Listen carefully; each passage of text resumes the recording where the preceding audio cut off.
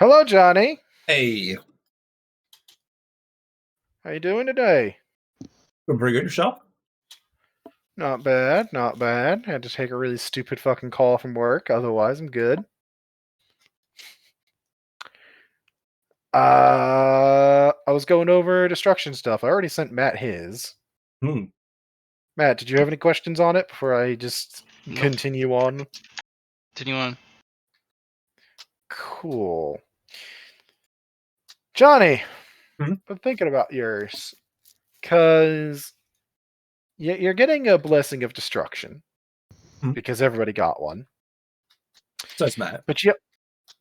What's that? Matt got one too? I thought he got the item. Everybody gets one.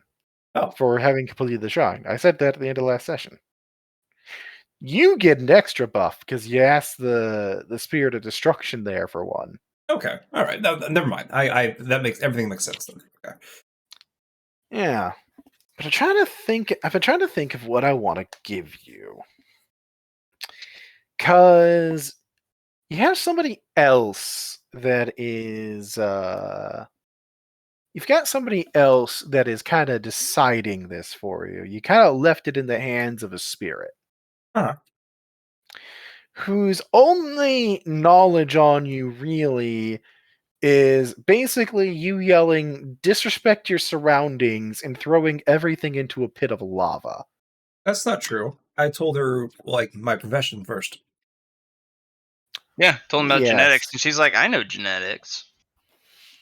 She's like, yes, I know what DNA is. I'm aware, as you tried to go into fine detail Mansplaining. on that. Yeah. Yeah, and she's like, I'm older than you. I know what DNA is. Congratulations. I know what's underneath that, too. And you're like, oh, okay. Yeah, so let me correct myself. All she really knows about you is you tried to mansplain genetics to her and you yelled, disrespect your surroundings and threw everything into lava. Those are the two things she knows about you. Which is fair. Strictly speaking, she could, theoretically, look into you. Ask other spirits. Ask she knows some deities. There's a lot of places she could ask questions. She's not going to, but she could. I see. Why would she give a shit? Yeah, no. I'm thinking we're gonna pick something and we're just gonna go with it. We're gonna give you an ability called Disrespect Your Surroundings. Okay. He is a cat. Yeah. So the way this is gonna work. Base part of it, you're going to deal extra damage to inanimate objects.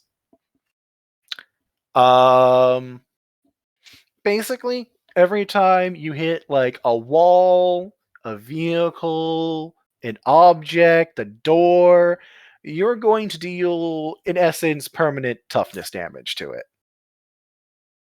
Okay. That's the first bit. Second bit is, given the genetics thing, she's also going to give you the ability to break down genetics very directly. Okay. It is going to be going off of your technomancy thing, where you were starting to get into like bio drones and stuff. If you are faced with basically any being, you can deal direct toughness damage to them. Yeah. It's going to be via touch. Okay. Yeah, it's going to be via touch. And the only requirement is that you understand how they're made in the first place. Sounds good. And it'll deal 2d10 toughness damage. There can be recovery for these things. I'm going to give you a similar recovery time, give it a similar recovery time to because I gave Matt another power not too unlike that. What did I say was the recovery time on this? Here we go. If the opponent doesn't die, then they regen at the rate of their current toughness per day until they reach their natural toughness. Right, so it's not permanent unless I get them down to 0 and then dead. And then they're dead, and then they become a genetic splooge on the ground, Mhm. and you can do with that as you will. If you are faced with an opponent that is able to reconstruct themselves from genetic splooge, this will not kill them. Okay. There are Hi. very few things beyond your companion there that can reconstitute themselves from genetic splooge. But that is a limitation you should keep in mind. Okay. And yeah, that's it. Cool. Success. Success. Make some Zelda opening chest noises. Do do do do do or something. You're close. Do do do do do do do do do do. Anyway. Yeah, no, there we go. I think that was everything I needed to go over at start a session, unless there's anything you guys want to remind me of that I'm forgetting.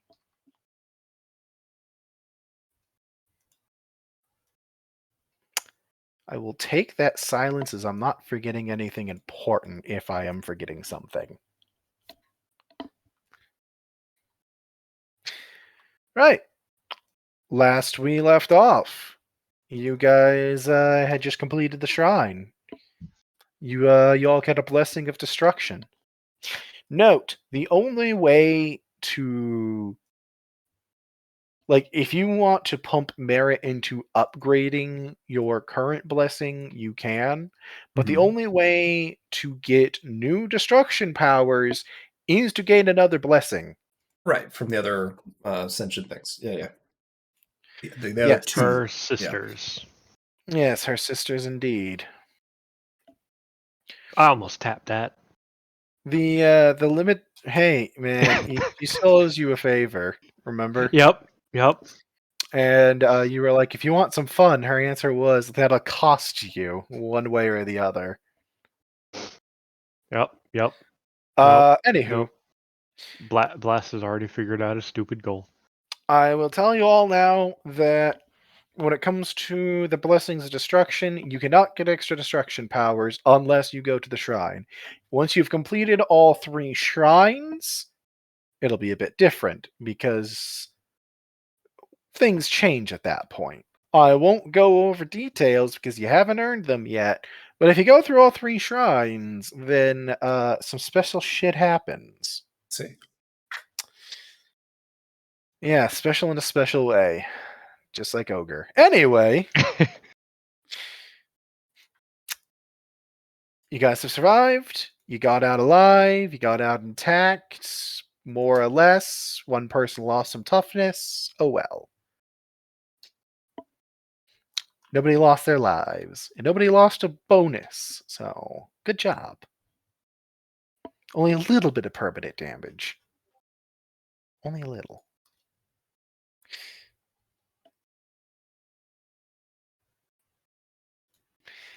So, yeah, you guys get out of the shrine. And as you're kind of you're back at the front entrance, you see Starstrider kind of just with his staff. What's left of them, anyway. And he's kind of chatting with them like, yes, and this is why we don't go into strange shrines. We went. Like, This don't is do what why we you- did, kids. Yeah, well, it's the only 2 that survived the experience, and he's just like, and that's why I told you all to wait for me. And they're like, well, we had to see if it was safe, sir. And they're like, and he's like, Orders take priority.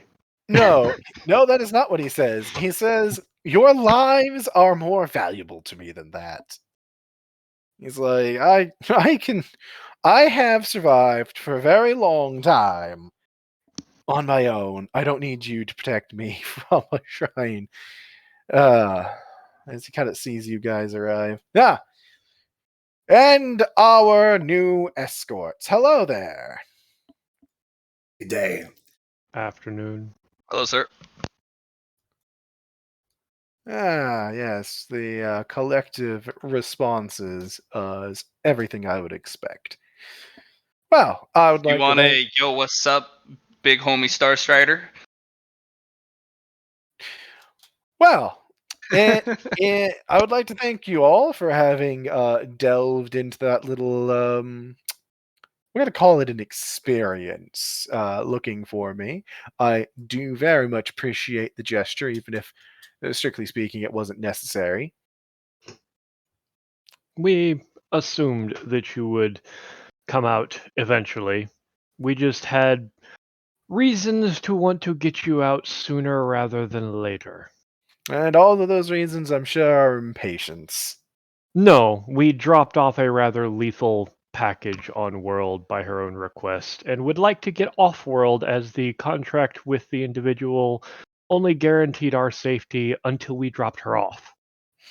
Ah, you're referring to the. Yes, I know who you're referring to. She only went into the shrine.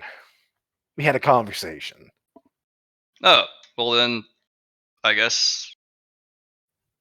Well, don't She have was to very stress. impatient too. I told her she should wait for you, that you had a message for her. But she didn't care, apparently. Did she leave her No dogs? problem. Cat dogs. Yeah, the cat dogs. Shrugs mildly. They're probably still waiting near the dropship. By But the way, honestly, I'd say it's not our problem. agreed. Would you care for a lift back to your ship, or do you have one nearby? Oh no, I've got a shuttle parked around here somewhere. Well, I wanted to thank you also for the escort as we're going to be moving forward. I need to take a trip back into Alliance space. It seems that they are filing a lawsuit against my company. I have to go represent myself in court. You know how it is. Blast is nodding. As they do, you know how companies do that. Yes, they're going on something about supporting deserters or something. Waves a hand vaguely. I don't. It sounds like politics to me. I don't care for it. Politics is a regrettable thing. A regrettable necessity of life. Yes. Right, well, unless there's something you all want from me before we get a move on, I should see that we collect what effects we can from the fallen here. Do you need any help? Not particularly. It's just collecting things from the tents. Because anything that was on them is... no one is retrieving that. True. Right, well, lovely. I will get that handled, and we will meet you in orbit. Very well. Lovely. Understood. And him and his staff start going through tents. You guys are kind of left to your own thing for the moment. Kind of up to you as to what you want to do. If you want to just head back up, we'll just keep going. If you want to try poking around the ruined city or anything, we could do that. It's kind of up to you. I'm gonna help. Once they got like things packed, I will just haul shit over to their shuttle. Yeah. They didn't land here either. Both them and your own pilot basically looked at this crater, considered it for a landing zone, and then And just went, something "Nope." told them no. It's like, why do I get the same feeling from that as a landmine? Let's not.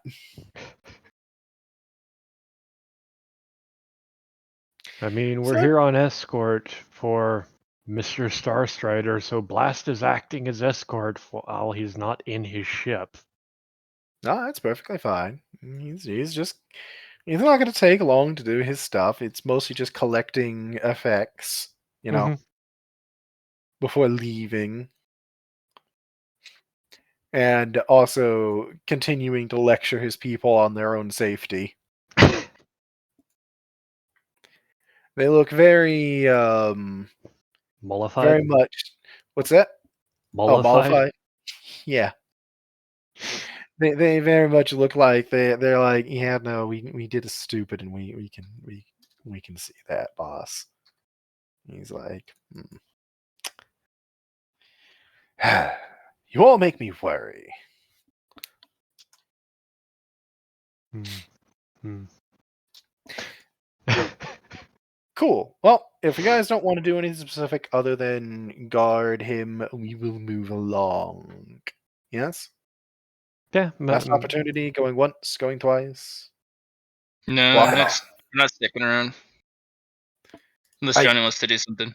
No, I'm good. Johnny? I'm good. Aight. Cool. You guys get everything packed up, help him get stuff onto his shuttle, he thanks you, and off you go. Up Yep. into orbit, and then your ship is basically just sent directions, more or less. There is a pre-plotted path and the appropriate clearances for the Federation to go through most of it. I say most of it because it does cut just close enough to the war front that There may you be can't. need of us. There can't really be permission to pass through it per se. Like, the government's not going to go, yeah, sure, just go around that war front right there. It'll be fine. But say, yeah, we can clear you for this, and this, but this, good luck. Basically. And, yeah, escort duty. Your ships get stuck close together. It's, let me make a couple of GM rolls. Alright. It's gonna be a fairly quiet trip. Like, not much is gonna be going on this one. It's, all told, the route he takes, especially since he is, in fact, skipping certain sections of,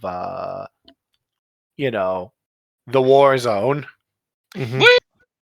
Yeah, he is choosing to skip certain sections for probably understandable reasons. He is, being at least a little cautious about this. But, it's yeah, no, he's just transporting. Like, you guys are just escorting him. There's not much else to it.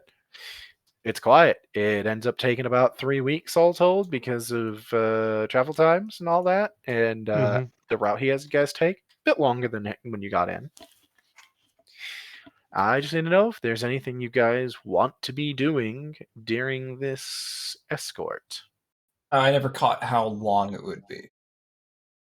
I just said it was going to take 3 weeks. 3 weeks. Okay. Just went over my head. Yes. It's a little bit longer than the amount of time it took you to get here, but that's because he's going the long way.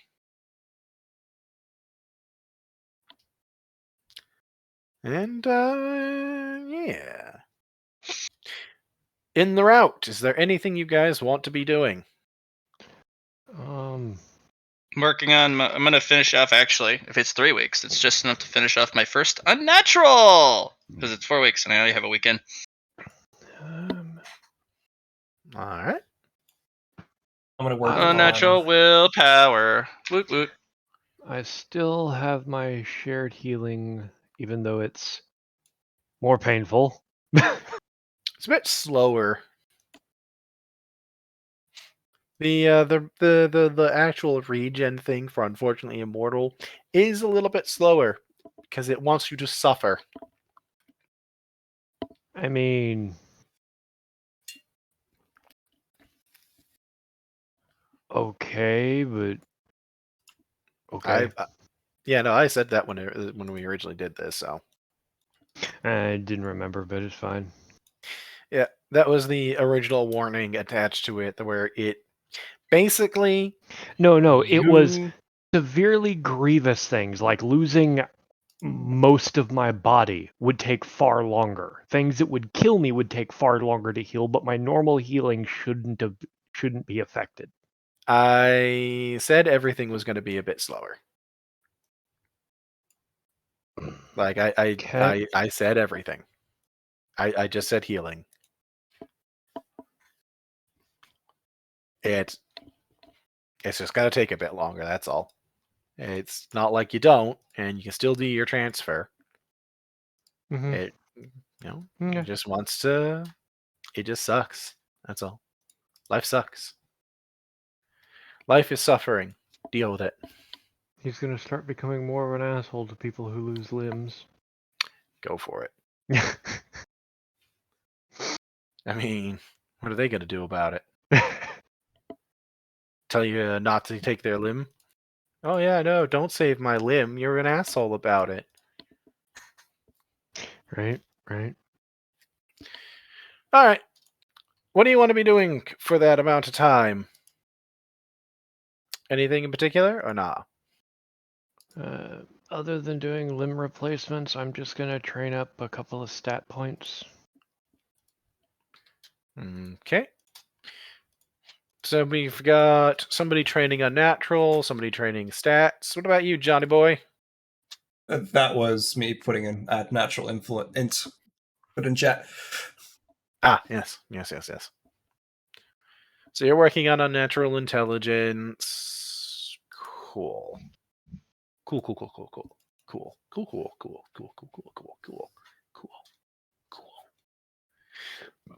Ah, excuse me. All right. So everybody's working on stuff. You actually have a quiet trip. I already made the rolls for random encounters, and Nice.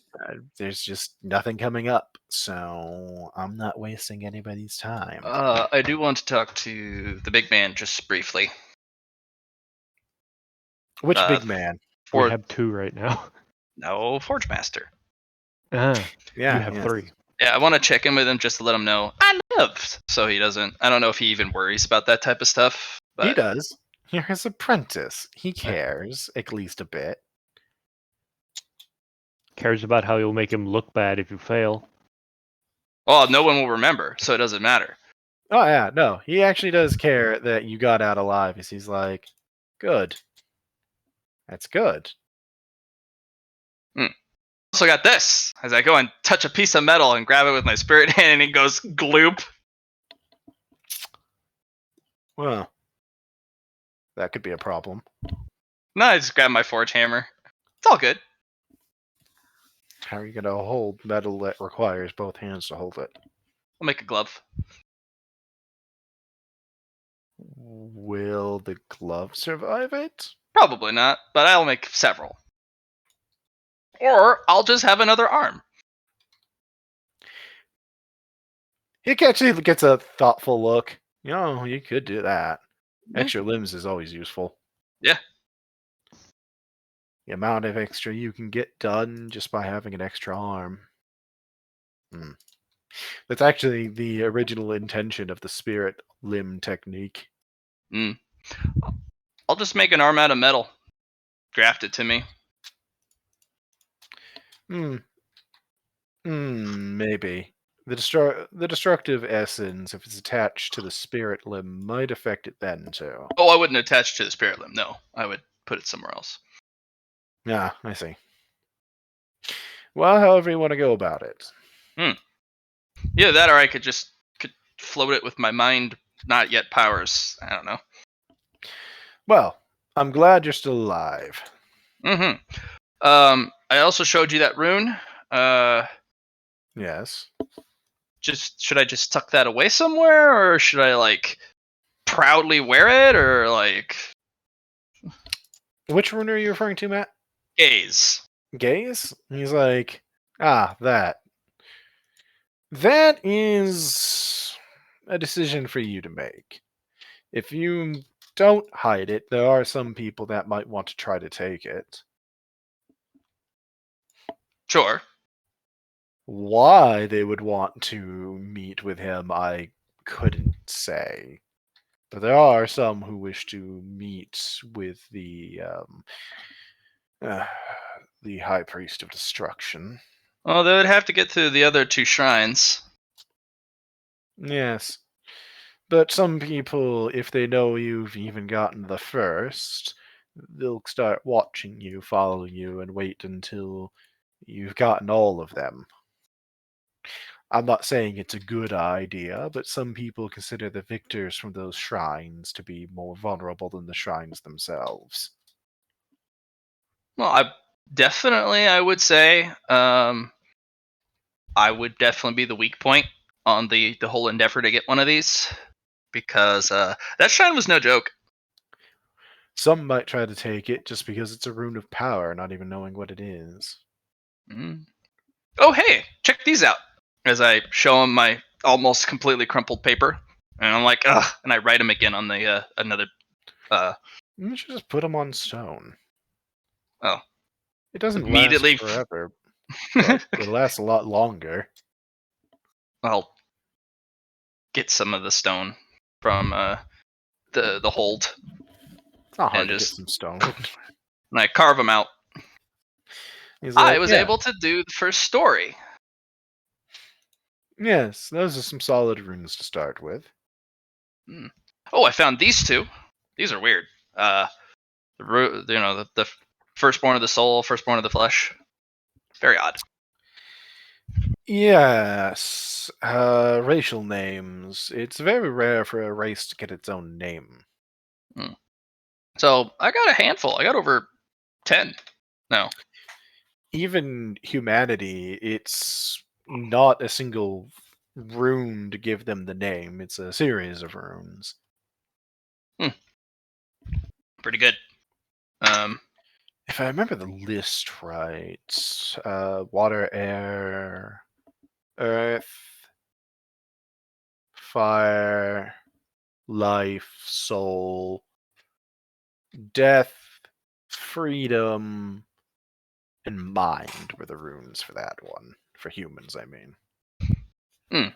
I might have Nice. missed one or two. I don't have the full rune set for that. Who would? And even then, just having the runes doesn't do that much. So now that you have the runes, now you need to start learning how to implement them. A big part of that is medium.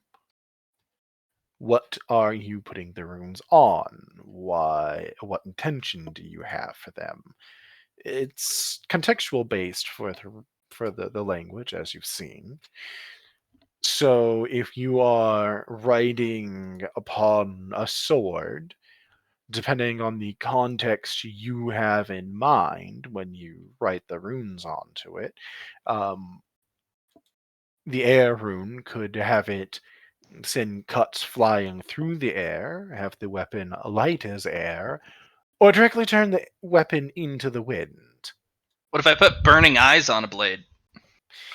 About the same. It's a lot of different things could actually come of that. Though that one's a dangerous one to do, as most of it's Sunblade. channeling. Star blade would be more accurate, and holding a star isn't safe for most living beings. Indeed. So, if you're going to go with that, just be sure who you're giving it to. Unless you just don't like them, and then just hand it to him anyway. I don't give a shit. Hey, It have wouldn't you? be the first time I killed somebody. I learned like how that. to communicate via emotions with a life titan. Good. That could be useful. He's following me. He's watching me. Yes, I noticed. Let's feel him. I'll send him a series of, pleasure to have you here. Just a bunch of like kaleidoscope of, how are you? Very Nemi expressions. Yes, he's. It's like constantly being in a very low level freezer when one of them is watching you. Doesn't feel very cold to me. Yes, well, it's not trying to be cold to you. It's trying to be accommodating to you.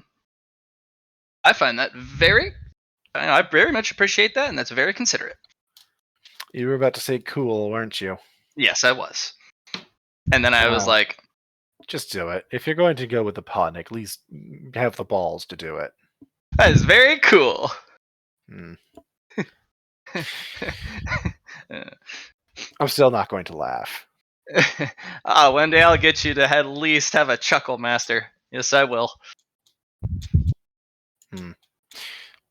Right, well. So, incorporating the runes, though, it's difficult to do. It's not simply writing them. It's also about understanding. If you don't understand them, then it's very easy to find yourself, well, doing it wrong. All right. I don't want to do it wrong. That's not my goal. How you do it is largely up to you, unfortunately. There's not a lot of instruction that can be done when it comes to runes. That said, most of what I can recommend is being careful about what you write out. There's plenty of things you can write out that will, well, kill you, the smith. No, thank you. It's very easy to do so by accident. You wouldn't believe the number of young smiths that are working with runes for the first time that accidentally spell out something's true name and then have it come rather grumpy into the forge to find out why. Given Well, that the forges are your soul, not good. Yeah.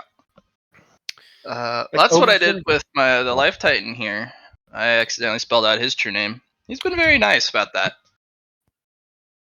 I profusely apologize though, but I don't know if that helped. That probably does help. They appreciate some consideration. It also helps that you didn't do it in the forge. Yeah. That. Having something like that have its attention directed into your forge without warning is. I'm going to use the word bad. Mm-hmm.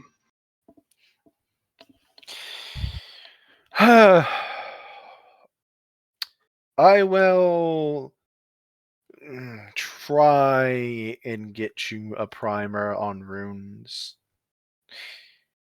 There's only one priest that works with them heavily, and it's a high priest. So I can't make promises, but I can at least attempt to get you some more answers. I appreciate that. And I can tell you what I know, which admittedly isn't as much as I would prefer. Most of what I know are warning stories, and a handful of runes I know. Most of the runes I know are very simplistic ones. Strength, fortitude, things like that. Things to reinforce the soul, as it were.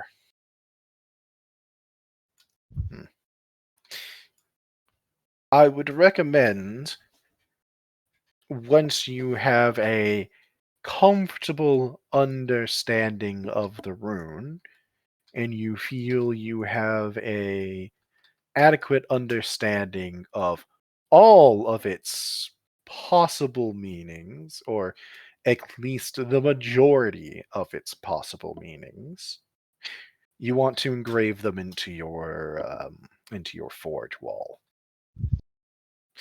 If you do that, you will be able to access them very quickly. It's What a bit about of a all short. the engravings on the current inside of the wall? Don't put it on top of them. Okay. They are runes to begin with. Huh. Those aren't just decoration. Those are directly soul runes unto themselves. Most smiths learn from them first. Hmm. They don't find external ones. Unfortunately, it seems I'm not a normal smith. Well, I wouldn't consider that unfortunate. It means that you have a greater variety than most do. Because it's not like anything stopping you from learning these ones, just gestures around. Uh, Maybe I should take a gander. Well, in between the my studies and my projects. Given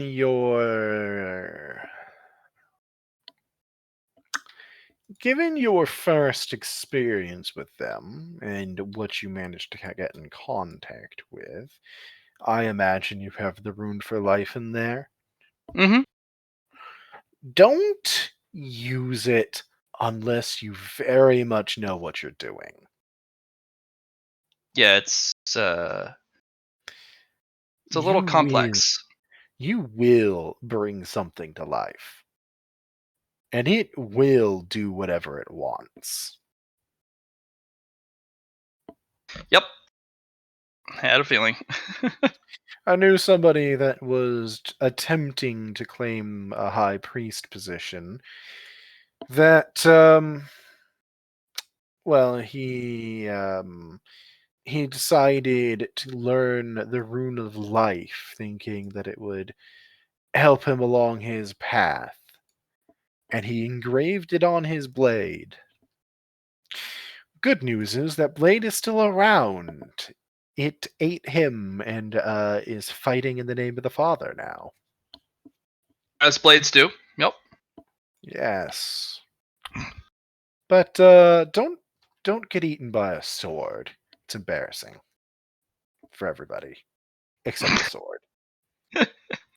Does the sword get an attaboy? The sword gets accepted into whatever sect had just lost a priest, typically. It's only happened once, so I can say typically. That we're aware, anyway. Sounds good to me. We know other things that have gotten up and walked away. There was another smith, actually, that was trying to make combat golems and decided to incorporate the life rune into one, and it literally just left. It didn't fight him. It just turned around, walked out of his forge, and nobody ever saw it again. It was hilarious. He probably went, well, shit. See, that made me laugh.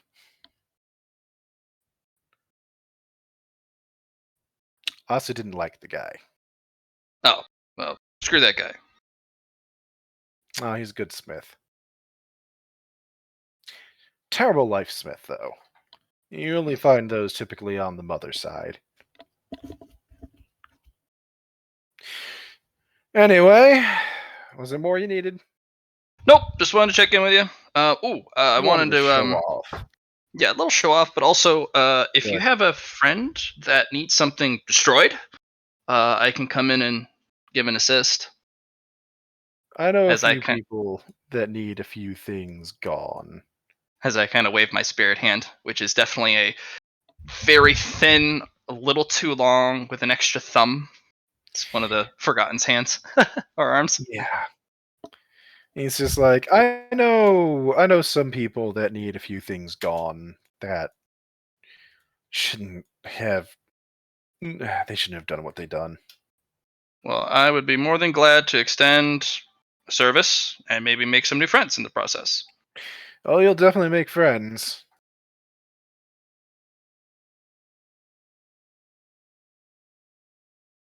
You also make enemies. Yes.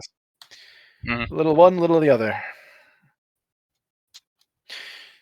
Right, well, remember when you're fostering your ego, make sure it's a healthy one. Yep. Alright, I'm gonna get back to my own work then. Do you mind, actually, if I borrow that, a couple of those runes of yours, the new ones? Sure. Great. I appreciate that. I'll owe you a favor.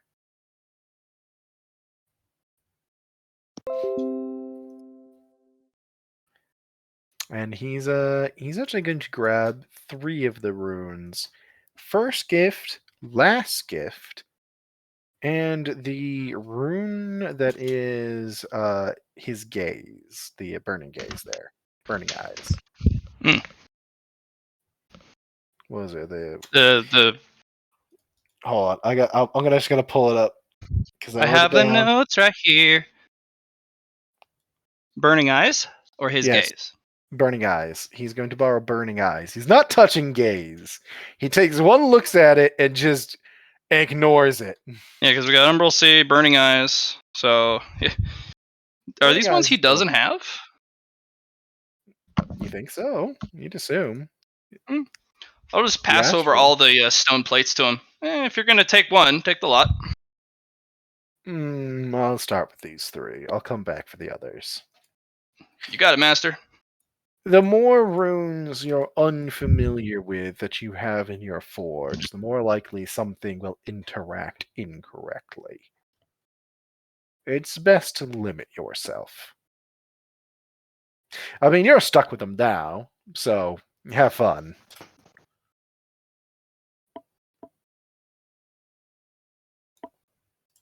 Very encouraging. Yes, I know. I am a bastion of encouragement. Anyway, I'll leave with that. Hey, as for the other 2 of you, Mm-hmm. anybody you want to talk to, anything you want to do, any RP with NPCs? I mean, Uh, not really. We still have the other Hyde and Jack and Rip and this other guy. I Yes, forget. you do. Yep. They haven't broken any of the rules yet, have they? Nope. They, generally speaking, you don't even see them on the ship, Good. which does put your crew members a little on edge. Because, they know what they are, and they don't know where they are. And, Jekyll has gotten into the habit of occasionally scaring the shit out of a person. Not by doing anything malicious, but they'll just be walking along, they'll hear a noise, look on the ceiling, and he's just like passing from one vent to another, just scares the shit out of somebody. He's definitely they're definitely entertaining themselves. Yep. I'm just don't know about them. I'm just looking for where I can drop these guys off. It depends how much you want to risk, because Starstrider's path out of here is pretty much a straight line to buggering off. If you want to try to detour to Jekyll and Hyde were the ones that were after a space station. So if you want to try and, go off to a space station and hop on it, however, your ship is... No, It kind of got marked when you guys did an early raid. yeah. No, it's the agreement was that I would drop them off as soon as I could, which means I warned them that I had missions that I was doing, so Yep. they know that it's only when I can drop them off during a mission. So, But it does mean if you stop at a station to refuel, which you do have to do eventually, they'll probably hop off then. yep. Which So we'll your be choice- doing in Alliance space. So your choice is basically either wait until the last minute and have them hop off on wherever you refuel, in which case you don't really have control over where you're stopping for that, unless you specifically stop somewhere. Or you take a risk and try and get on to a Fed station on the way. Or an Alliance station, Yeah, Alliance stations are possible. You have to get to Alliance space for that, which you we are going to. enough. You do have enough fuel for. But it's also a question if you want to let it go in Alliance space. They're kind of in a They're in a very delicate place right now. Well, they're also on the anti-Xenos list, so you know what? Screw those guys. Yeah, that's your decision to make. I'm not controlling this. It's up to you. I mean, Blast would honestly ask for advice because Who's he asking? he'd go through the navigator because the navigator is in contact with one of their leaders. The navigator is just kind of shift their head over to you and just be like, well, actually, wait, hold on.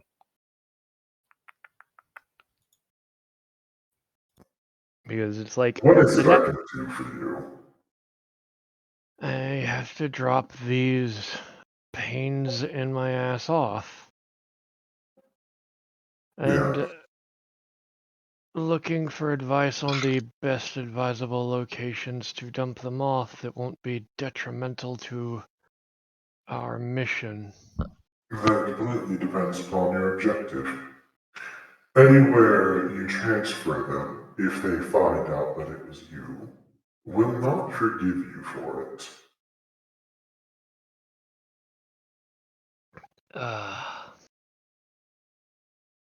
That is, of course, if they find out that it was you that left them. Mm-hmm. I would not suggest leaving them upon a station you intend to return to. Beyond that, it is merely a question of your objectives. If you have a station you specifically don't want to drop them off on, that likely would be a good start.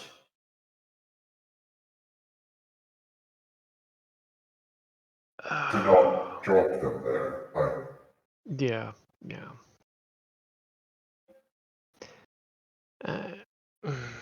Outside of that, any location would be as beneficial as any other in regards to the safety of the ship.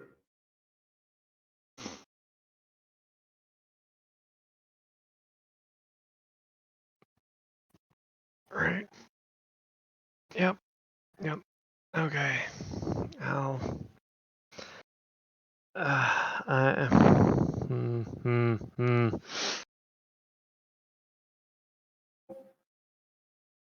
There are no pressing strategic targets to be hit at this time. Yeah. At the moment, we are simply allowing them to, well, implode. Yeah. No, if only there were convenient locations nearby that we could just drop out, let them hang on to a shell and slowly lob it towards the station. We could make that attempt. Accuracy cannot be guaranteed. Based on what they've said, they only need to be gotten close. However, if we missed in any fashion and they did not make it to the station, it would be a dishonor upon us. Yeah, I know. We could attempt the pirate station.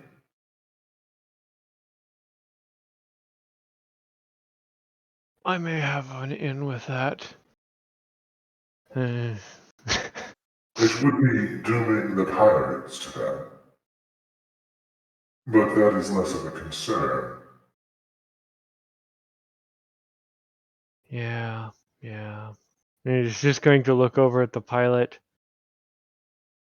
Any stations that are even that even other pirates are pissed off at and wouldn't mind disappearing? And she's just gonna kind of look over at you like, why? I have a couple of bloodthirsty murder machines that are looking for drop-offs. Well, could probably drop him off on a slaver station. But he really likes them. I don't. It'd be a bit of a detour. How much of one? Probably add. She's gonna kind of pull up a star chart for a second. Kind of takes a look. Let me make a D100 roll here. An extra week. We would have to make an emergency stop for fuel that way, though.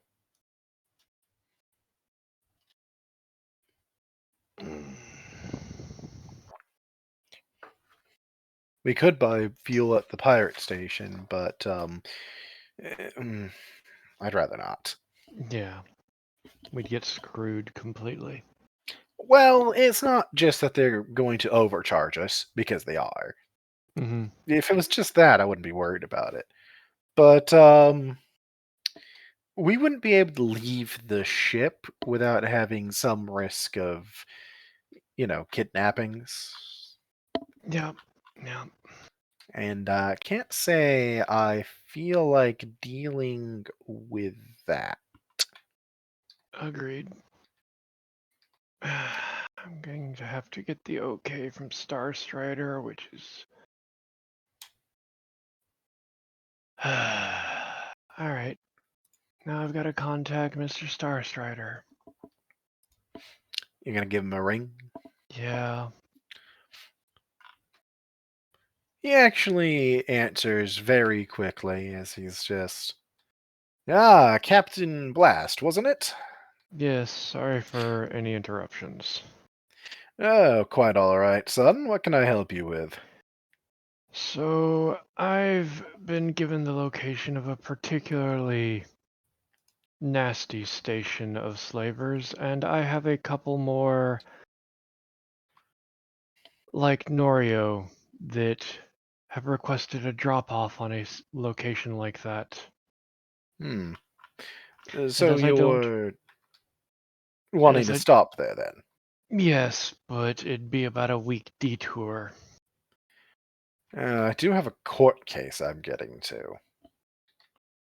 It's Yes. not forgiving for times. We are cutting it a little close. This is why I called to discuss it with you, as knowing the mindset of these types, if I stop at a station for fuel, they'll just jump ship, and Well, that of would be course. regrettable. Well, do you have any love lost with the Alliance? Not really. I Hmm. mean, they'd probably try and burn me at the stake. Mm-hmm. Then it's a question of time more than anything. And time-wise, what is the issue? Well, if you have a more beneficial recommendation. I'm all ears. Hmm. Honestly, if it wasn't for picking you up, I would have hoped to drop them on some Fetty stations. Yes, getting them onto Fed stations would be your best bet. They're close. I know you're at war with them, so you wouldn't exactly be heartbroken to see them gone. Yes.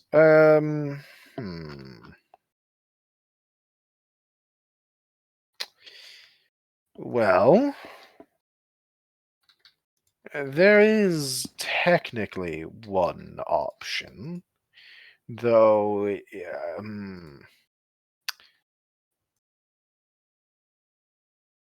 So, something I learned a long time ago. Mm-hmm. From what I understand, you have one of those cutter navigators, yes? Yes. Well, something I learned a long time ago, and this is not really something that, technically speaking, should be shared, though I have no loyalties on that front, so I'm willing to. But they apparently have certain techniques with the hyperlanes where they can shortcut significantly. From what I've heard, skip entire star systems they shouldn't be able to. I don't know the details, but it is technically possible that your navigator knows a path that could cut a 1 week travel to tomorrow.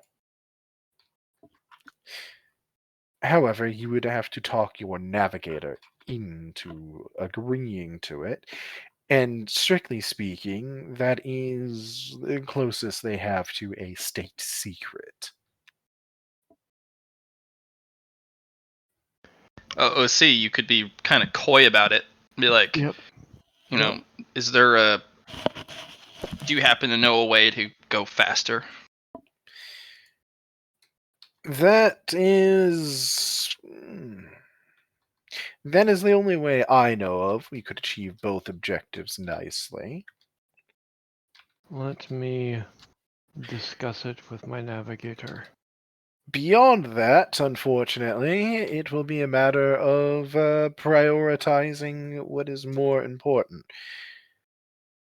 I'm going where I'm going one way or the other, and to be frank, I'm not actually worried about my own safety.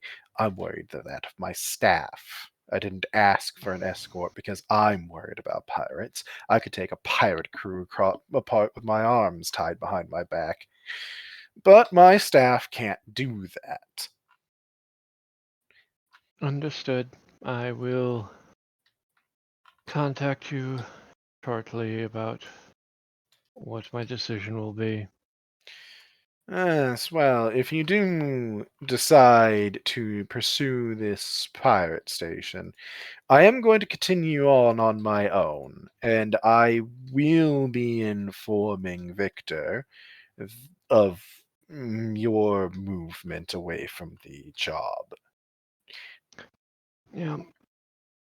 As long as you understand that, please continue. I just wanted to ensure you understood that, much as I sympathize with your issue, I do have my priorities. Oh, I completely understand and respect that. Good. I will leave you to your decision making. Damn it.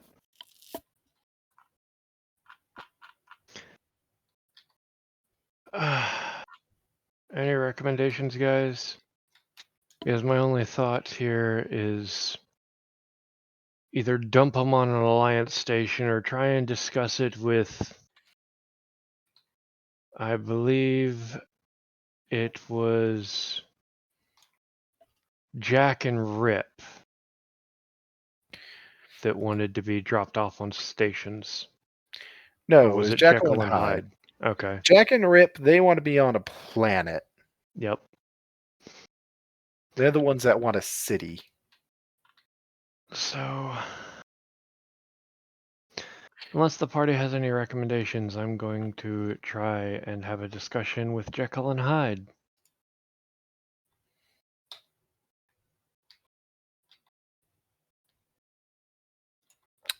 I believe that was directed towards you two, Mm-hmm. Matt, Johnny. Hey, you're the captain of this ship. Do what you gotta do, man. All right. Yes, but these are creatures you all made a deal with. See what they gotta say. If they're really impatient to get off, then well, you have to understand that while it's actually a very simple equation here. If they want to get off and we refuse them, then and they feel that we have reneged on the deal, even if we technically haven't, if they technically think we have, we really can't do our escort duty because the staff and us are threatened on our ship. So we are in no fit ability to escort at all if we're literally getting ripped apart from the inside of our own ship. Mm-hmm. So we need to ask them how they're feeling. We also need to ask the other group, the other two, because they could also be more impatient than the other pair. So Jekyll and Hyde have been very active with scaring the crew occasionally, doing the Mhm. little popping out of places thing. Yep. Jack and Rip are the two that everybody's worried about because nobody has seen a hide nor hair of them since you picked them up. we've seen Hyde though. Oh, you've seen Hyde? But we have not seen hair. No, there's no hair. So None of them have hair, though, to be fair. So then Blast is just gonna go track down Jekyll and Hyde. Not too hard. Like I said, they're going out of their way to scare people and stuff. So Mhm. tracking them down's actually relatively simple. It's Follow the just screams. because they aren't trying to hide. It is easy to locate them. Yep. Oh yeah, Yep. no, you find them pretty quick. And when you find them, just as a reminder, Jekyll is the one that was hunting you guys in the hallways. Hyde is his brother that could not care fucking less about anything. Mm-hmm.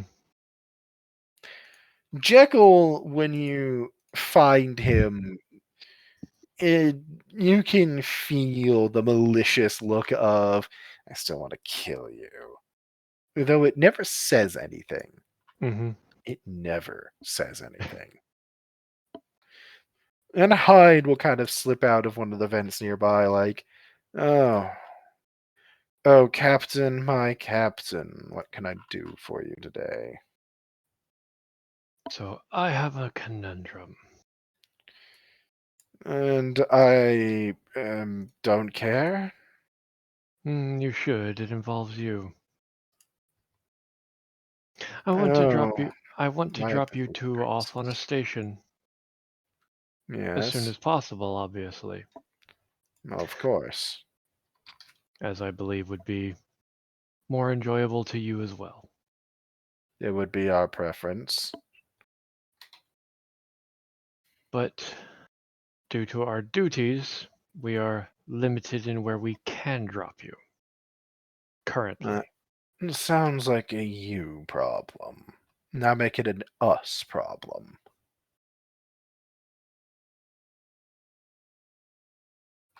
I assume you would prefer somewhere a bit more visceral. I would prefer anywhere with warm meat on it. Hmm. We're not picky on our prey, just where we like to hunt.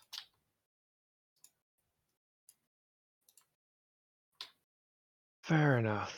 I think an Alliance refueling station is just good enough. What's your conundrum, Captain? Oh, Captain. Please just call me Blast. I own the ship. I don't captain the damn thing. Only technically.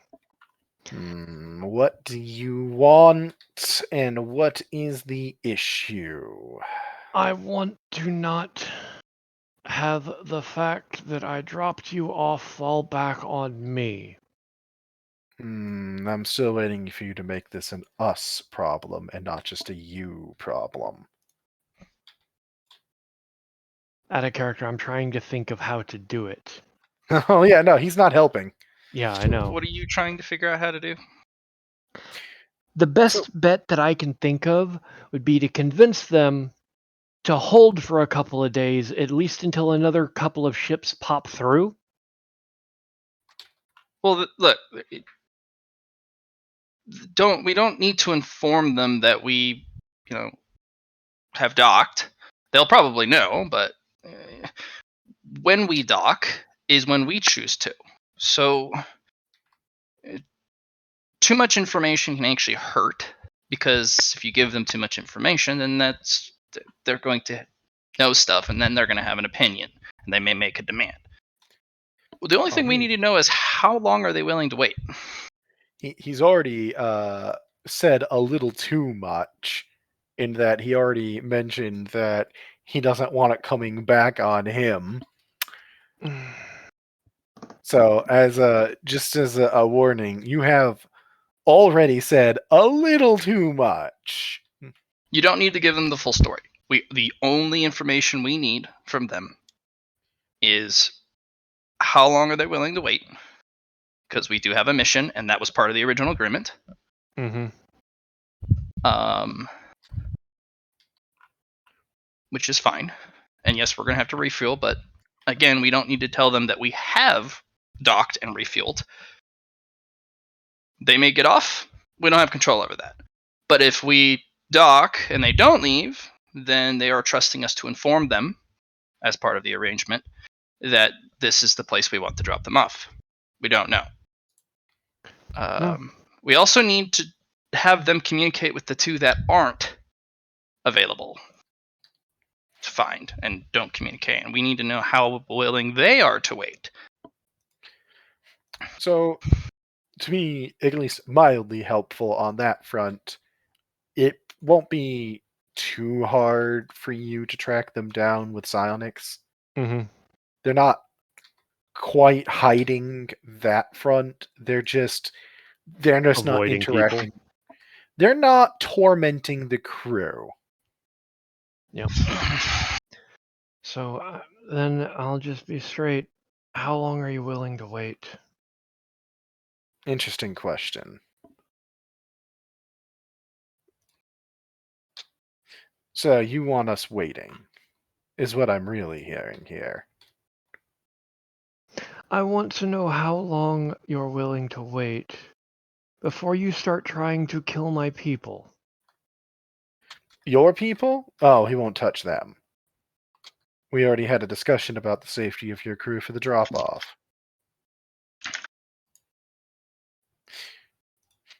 But it sounds to me you're more worried about whether or not people are going to figure out you dropped us off. At which point, my question is, why is that my problem, and how are you going to make it my problem? And by that I mean, are you offering me something, or are you just trying very hard to request politely that I don't give away the moment you dock with the station that you've unleashed horrible murder upon them? Because, I mean, we could very well wait a few days before starting, or we could kill the dock master at the dock you dock at, even if it's a refueling one, and go from there. The first one, please. He's like, yes, So, obviously I would prefer the first one. oh, of course. So how are you going to make it my problem? Well, the agreement was to drop you off on a station. Yes. The agreement was not to drop you off on a habited station.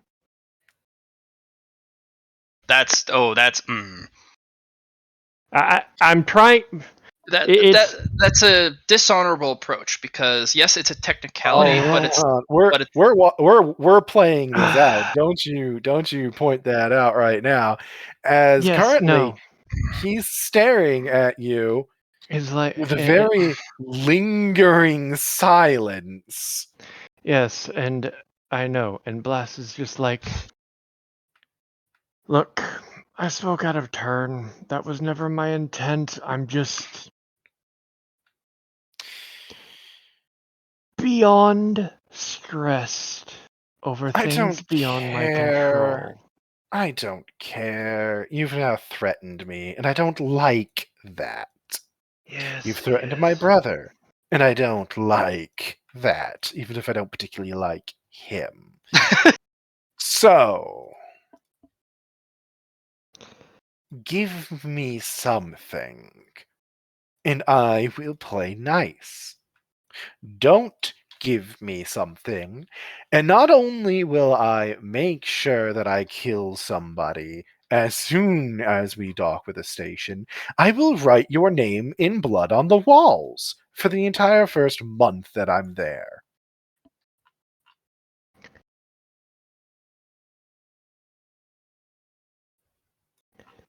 There comes the problem for me, where I have no idea what you would want. I want meat. I want meat to wear. I want something fresh, alive, and begging me to get out of its head.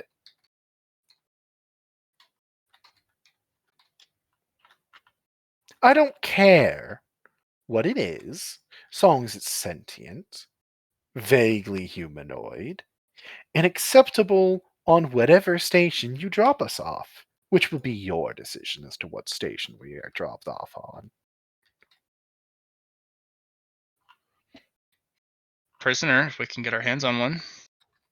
That's what I want. If you do that, then I will give you time. I will see what I can do about finding such a entity. I As will give you a week for the decision on that. Because I'm not feeling nice anymore. Yes, and I'm sorry. I will see what I can do. Great. You do that. And he flows like liquid into the vents at a speed you barely keep up with. He's Quicksilver. he's faster than his brother. Mm-hmm.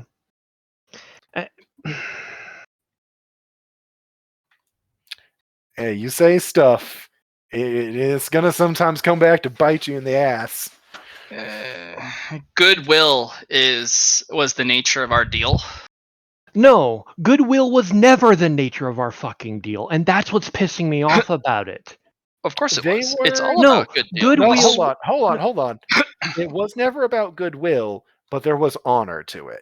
That's And the sorry. moment you start throwing out, well, I'll just toss you on an uninhabited station, that's when it goes from malicious but honorable to we're now trying to play the word game with each other. No, there is no honor in either you do this deal or you die. Because For them it is. every such way is you do this deal or you die. Okay. Bound by that kind of honor, dumping them on an uninhabited station would be the exact response. Well, two things. You don't tell them that, for one. And two, we made an honorable deal with individuals we were told verbatim are not stable to begin with and have clearly digressed over time.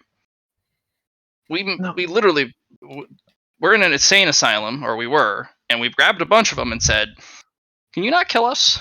We'll give you a ride." So I realize, and this is me out of character struggling because I can't be civil and get anything. I can't be aggressive or I cause deaths. There is no way for this character to handle this.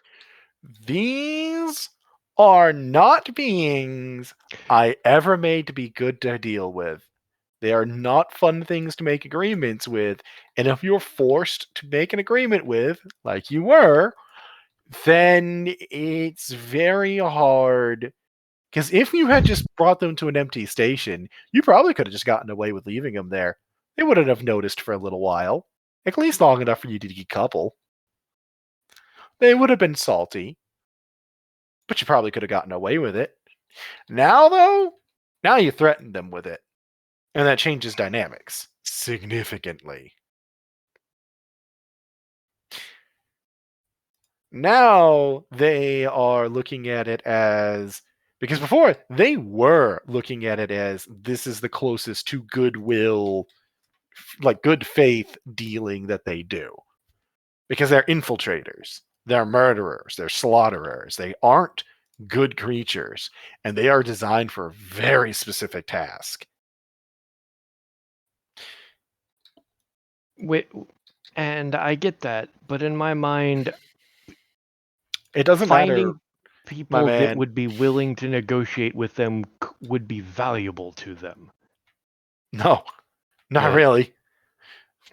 Look, No, you're looking at it. You're looking at it the perspective of they need allies. They're looking at it as the perspective of if I wanted to have a ship myself, then I would just infiltrate the crew. fair. This is just out of my OOC warehouse. You know what I mean? I understand that this is like player frustration of dealing with them. And I'm just not going to be helping with it because these are not creatures that I ever meant to be your friends. And if you mistake them as your friends, that's on you because it's been very clear as to their nature, I feel. Mm-hmm.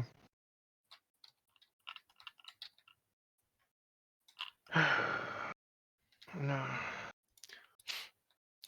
This is more of at this point, you are dealing with the consequences of a past decision, even if it was one that you didn't have much decision on.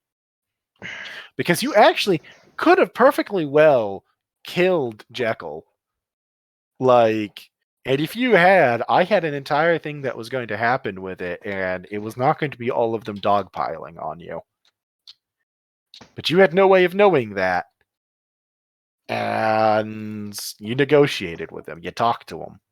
You worked with them. And that changed things. And we have to all live with it now. Yeah. So yeah, that is he is offering to, actually not screw you over when you get dropped. He's just adding extra strings to it. He was trying to get you to bribe him. Not that there's a lot of ways to bribe him, but you could have started offering himself and seen what he actually said yes to. But you skip straight to threats. So I entirely understand that. Blast is not a negotiator. I'm not. and then why didn't you send the person that you know has negotiation skills? 2 reasons. 1, I didn't think about it. And 2, honestly, I just didn't think about it. Well, this is a team. Not everybody has the same skill set. Maybe start using other team members' skill sets instead of trying to do everything yourself. Yep, fair enough. That's the only other thing I can tell you as the GM.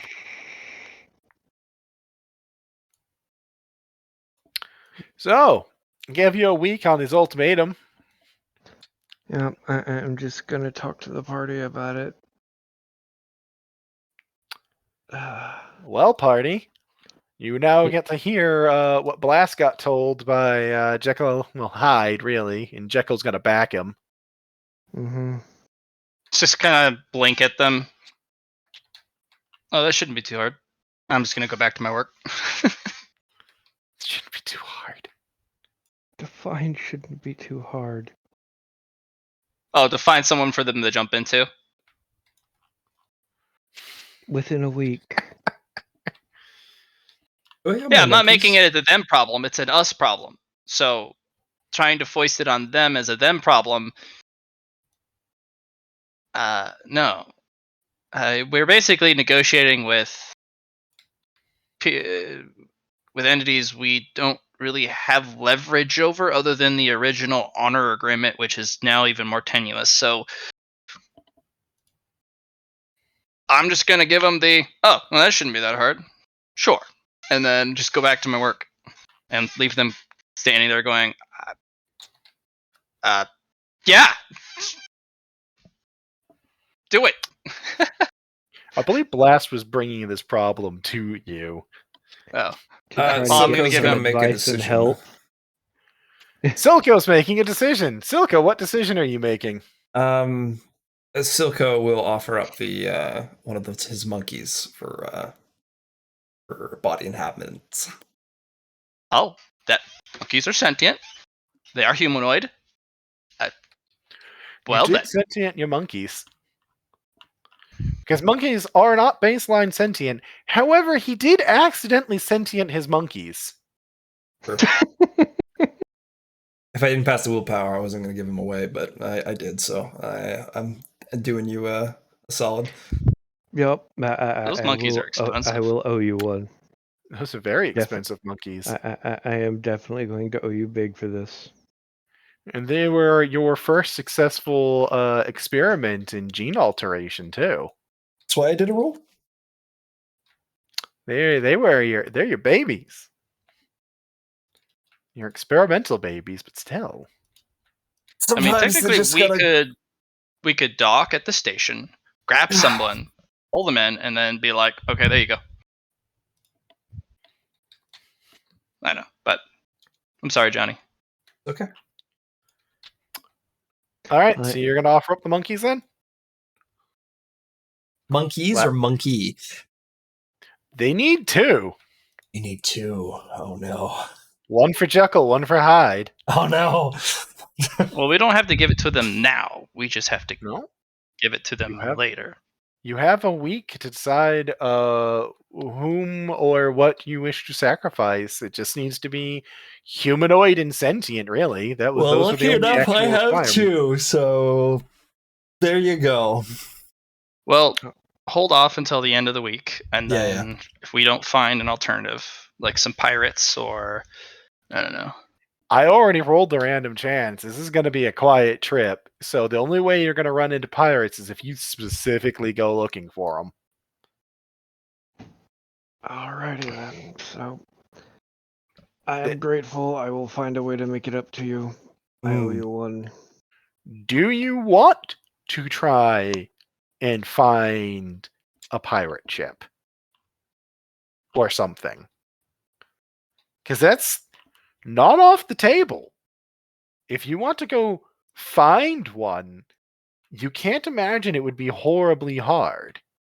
But that would be a breach of our duties. Yes, it would be. And that's why I'm going I'm wanting to say a hard no on that. Out of character, I want to say a hard no. In character, because Blast is so hard up on orders. Okay, we're gonna have to follow you on this either which way. No, you don't have to. Silco could just say no, do it this way. Because he has the authority to do that. We're not in combat. I'm only a superior in combat. That is actually true. Silco, if you did want to try something else, you are part of the management training group. It would be your first flex of that position, and if it backfires, you'd get blamed for it. But you do have the authority to make some decisions. Can you grow them a body? If I had equipment for it, but I don't on this ship. Else. I mean, Silco will go talk to their employer. Your employer? Which employer? Starstrider Industries. You gonna go talk to Starstrider? Okay. I mean, I do want to point out, Silco, that one of the things I purchased for this ship was a full, modern, up-to-date lab. For yours, it was a medical wing, not a lab, but Uh. close enough for a ship. Yeah. It's Okay. it's basically a ship lab, which is not like a full science lab, but like the basics you would need for if you're exposed to something weird on an alien planet. Okay.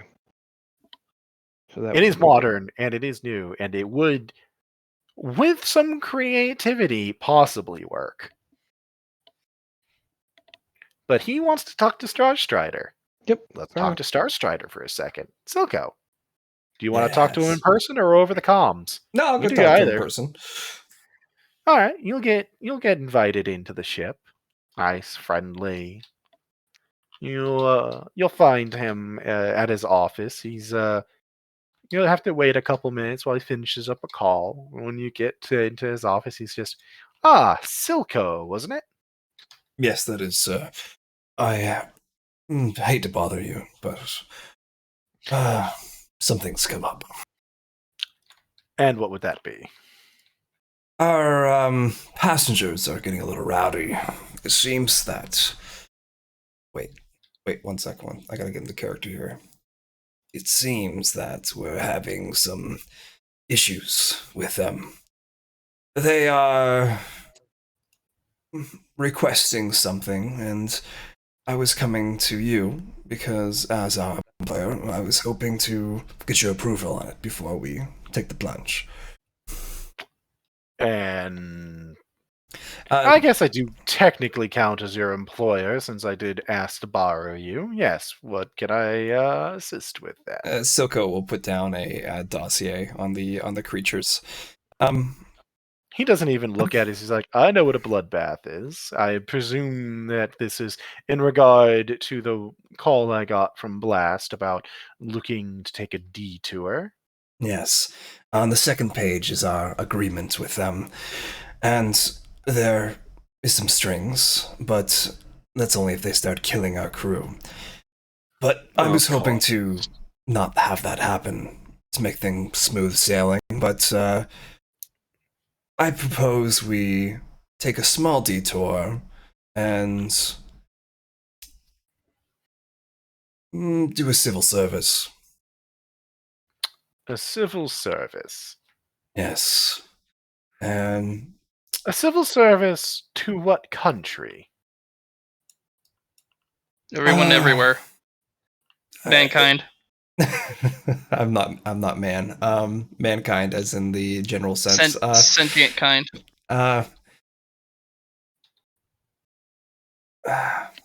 Service for ourselves in this case. A personal service then. Yes. I'm not opposed to that. What are you asking, though? Exactly. I'm asking for permission to engage a pirate frigate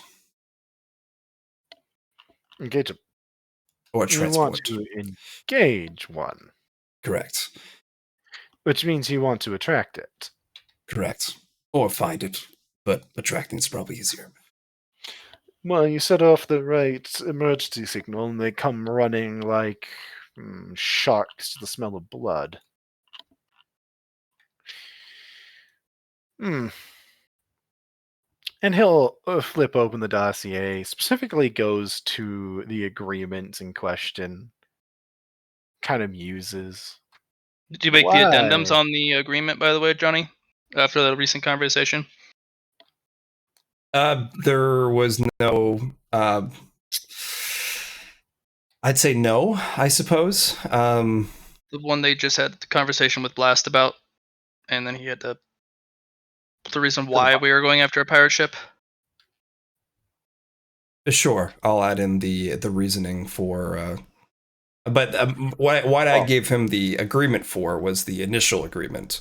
The extra stuff would just mostly be like why we're in the situation in the first place and why I'm asking. Well, yeah, he's reading it. He's like, yes, this matches up with what Corporal Blast told me. So why are you trying to attract pirates? None of these are after a ship. I don't wish to use our personnel for what they're asking.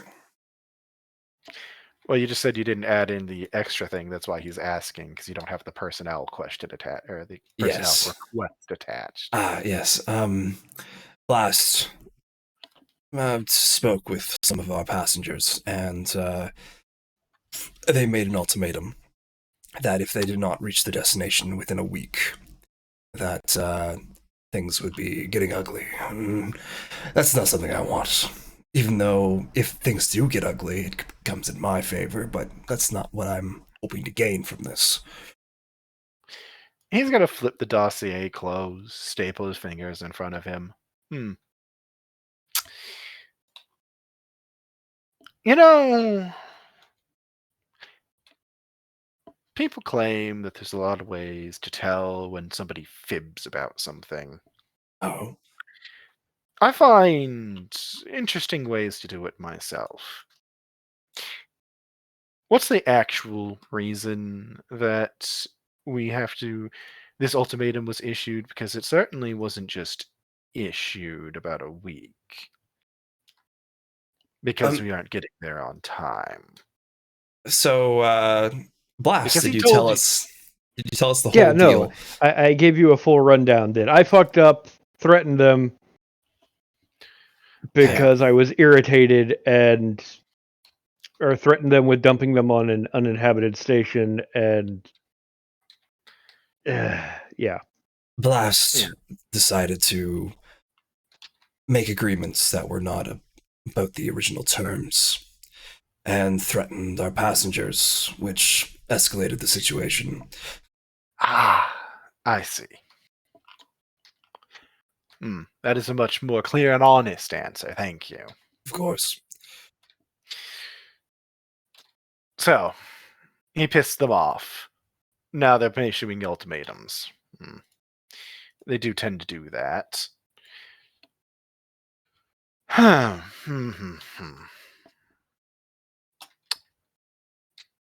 you want to sacrifice pirates to them, then? I don't mind. It seems like the easier solution. But No, it it is also much is could be problematic depending on what we run into. Yes, depending on what group of pirates you run into, it could certainly be a problem. All right, I'm going to make this a little bit more simple, I think. Of course. We have a small amount of wiggle room A week's with my worth, port date. right? Not a week's worth, unfortunately. That's kind of the issue. Just pop someone else for this this scene. I need to take a call from Allie. Be right back. That's my answer.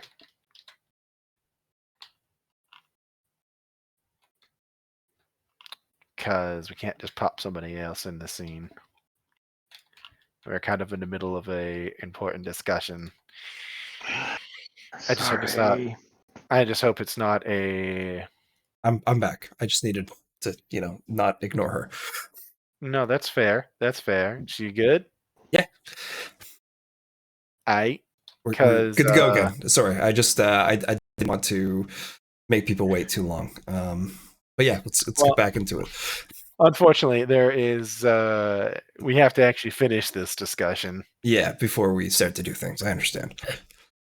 All right. So he's just going to kind of staple his fingers in front of him. So I don't have a full week's worth of time. I just don't have that much time, unfortunately. Of course. The Alliance courts are very much hoping that I don't show so they can just default the agreements, or not agreements, court hearing. If I don't show up, they can just make a declaration. Right. I have alternatives. Which unfortunately, if they just make their declaration without me defending it, and they judge in favor of themselves, in essence, the problem is that it's going to ruin a lot of people I employ. My finances will be fine. I'm too far-reaching on them for it to harm me. So it's not my problem, but it is theirs, you're saying. Of course. So, here is what I'm thinking. Yes, here's what I'm thinking. You agree to assist me with a couple small favors later, and I'm willing to put my people up as bait for your issue. I understand. That's it. Silco I think will, that's it. Simple, straightforward, yes? of course. Silco will put out his hand. One other thing. I want you Oh. to answer a question for me. Yes, no, just something that I just want to ask. Of course.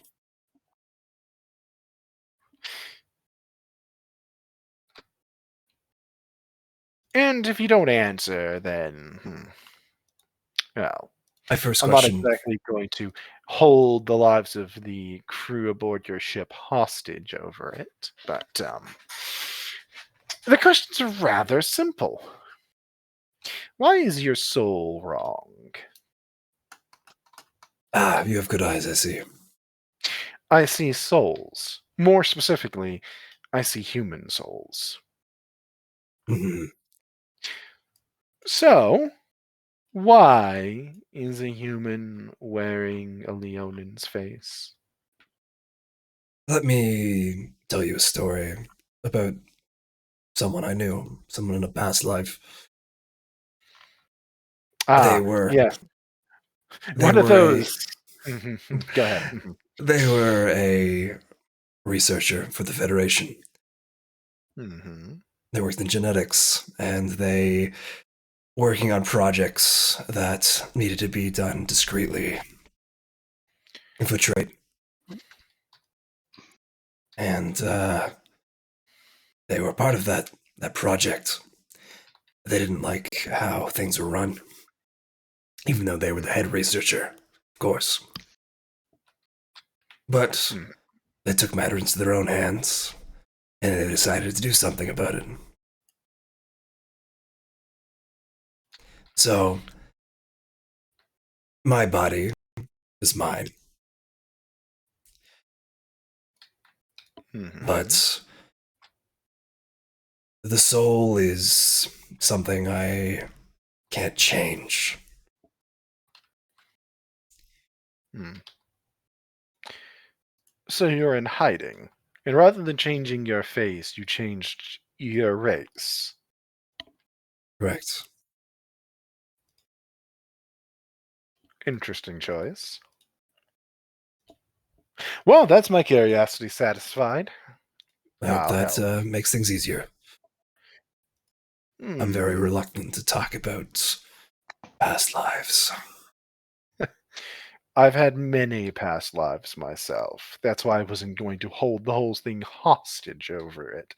I understand not wanting to talk about things in the history. But I was very curious. Of course. All right, let's get this show on the road. I know exactly the emergency signal to put out. I'll get it up and running presently. Just have your people ready. Of course. Thank you, sir. I appreciate this. Or, you know what? Never mind. I'll deal with it. Oh, In fact, here, what I'm going to ask of you specifically, if we're going to do this, I want you to actually take your ship and jump out of system for until I signal you. very well, sir. There's no Once reason I have going about it. Once I contact you, you come on back. You will. How many do you need? 2. 2? If you can get any more, then it will be bargaining chips for them to stop. What's the word? Bickering, arguing, being I'll get a unproductive. selection. Of course, I appreciate that, sir.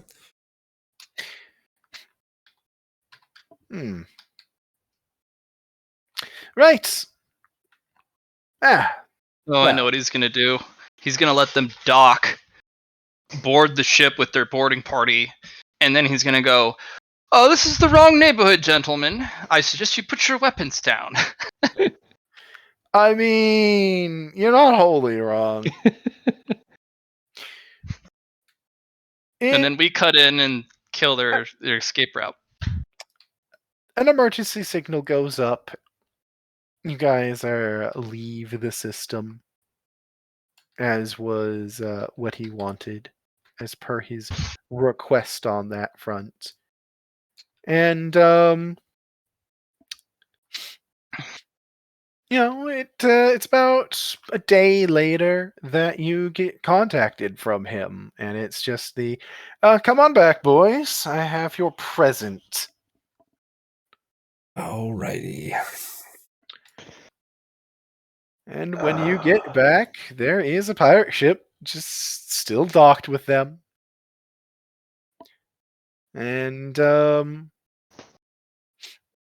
when you get there, the ship is not moving. Everything's powered down on it. When you dock with it, there's a few bullet holes, a bit of a mess on like his airlock, but he's just kind of there, and he's just, welcome back aboard, boys. One selection of pirates, as he gestures to. He's got about half dozen pirates tied up and looking shell shocked. Silco look for the ugliest of the bunch. Take your pick, enjoy. They're not my problem at this point. I have a brig we can stick them in. I don't care if you shove them out an airlock. They're pirates. You just wanted some alive, so I gave you a selection. Right, well. If that's all done then. Thank you. You know, I told you. I was never worried about my health when it came to pirates.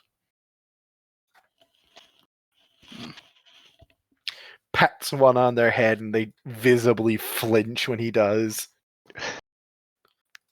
And he just walks away, leaves you with a half dozen pirates. Poke one of them. Do you have a shined ember on that ship? Kind of a nod. Good. Pat him on the head. Good. He does not flinch at yours. I'm just gonna start carrying. I'm gonna him off to the eyeball him, brig. and I'm gonna put my ghost hand on his shoulder. I demand flinching. Well, I mean, if you want some flinching, when you start Okay, so you guys watch as she puts her ghost hand on his shoulder, and then his shirt dissolves under the hand, and then his skin starts to atomize before he's trying very hard to get away. I pull it off. Next time I pat one of you guys, you better fucking flinch. They're flinching long before you even try to touch them. They don't want none of this. Oh god! It only takes one demonstration of that. I cackle evilly and walk away. Just gonna start dragging him towards the brig. Silco, would you be so kind as to be the mediator? I'm not good at it.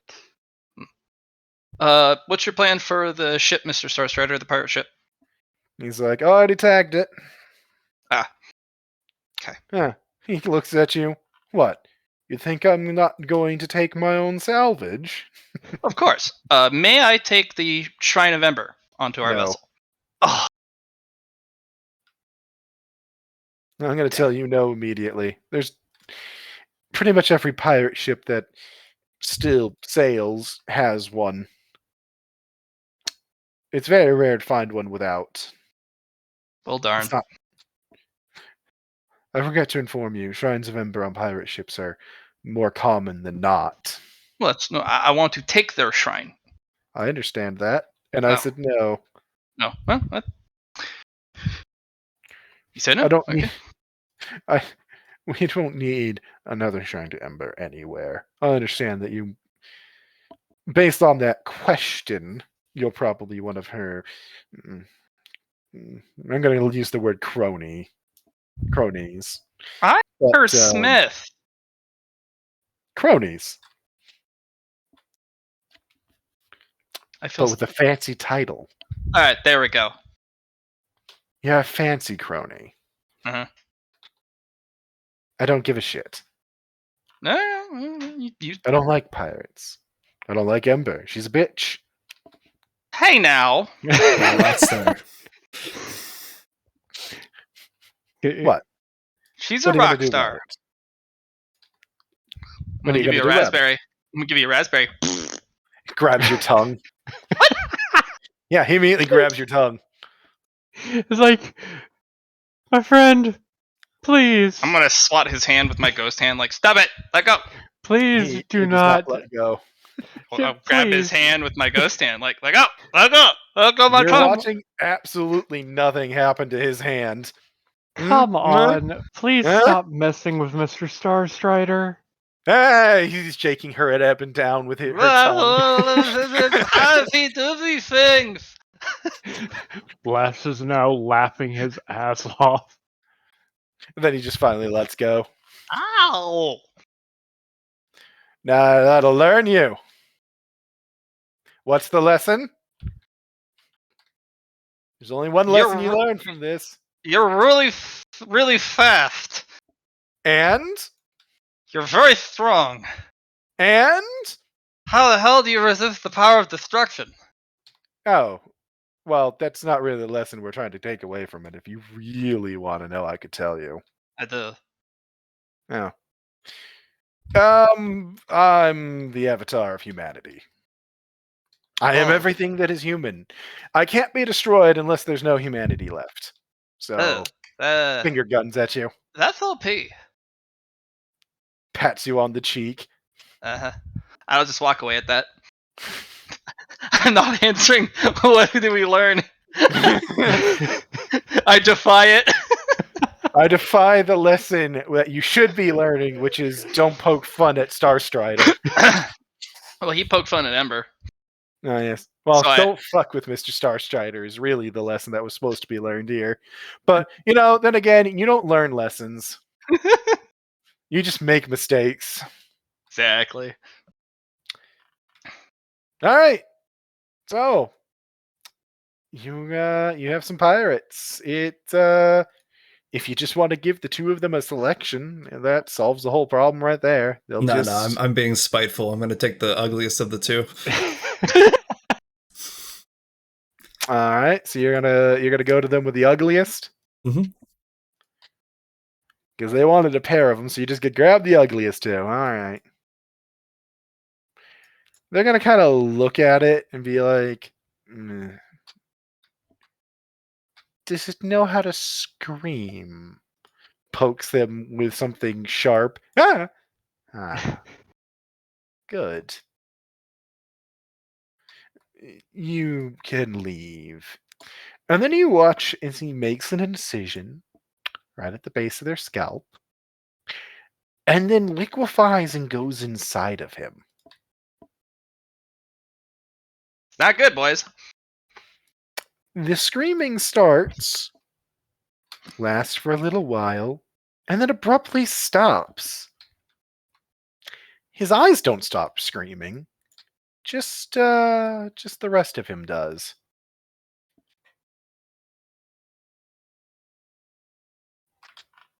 Now, Yeah. if you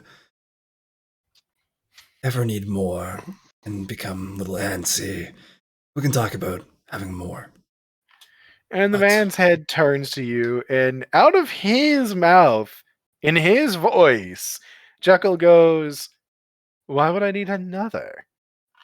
I've got If, one." if you're good, good. Oh no, if I have to replace him, mm, well, I won't. Very well. He looks at his brother. Sorry, it was Hyde that talks, not Jekyll. Hyde looks at his brother, who has already squirmed into the other one a lot less gracefully, with a lot more mess, and goes, he might, though. Of course. It depends on whether or not they survive the first minute. Not my problem.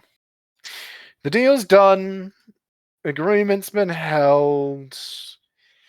Tell the lizard that we give him 48 hours. For when we get dropped off, I mean.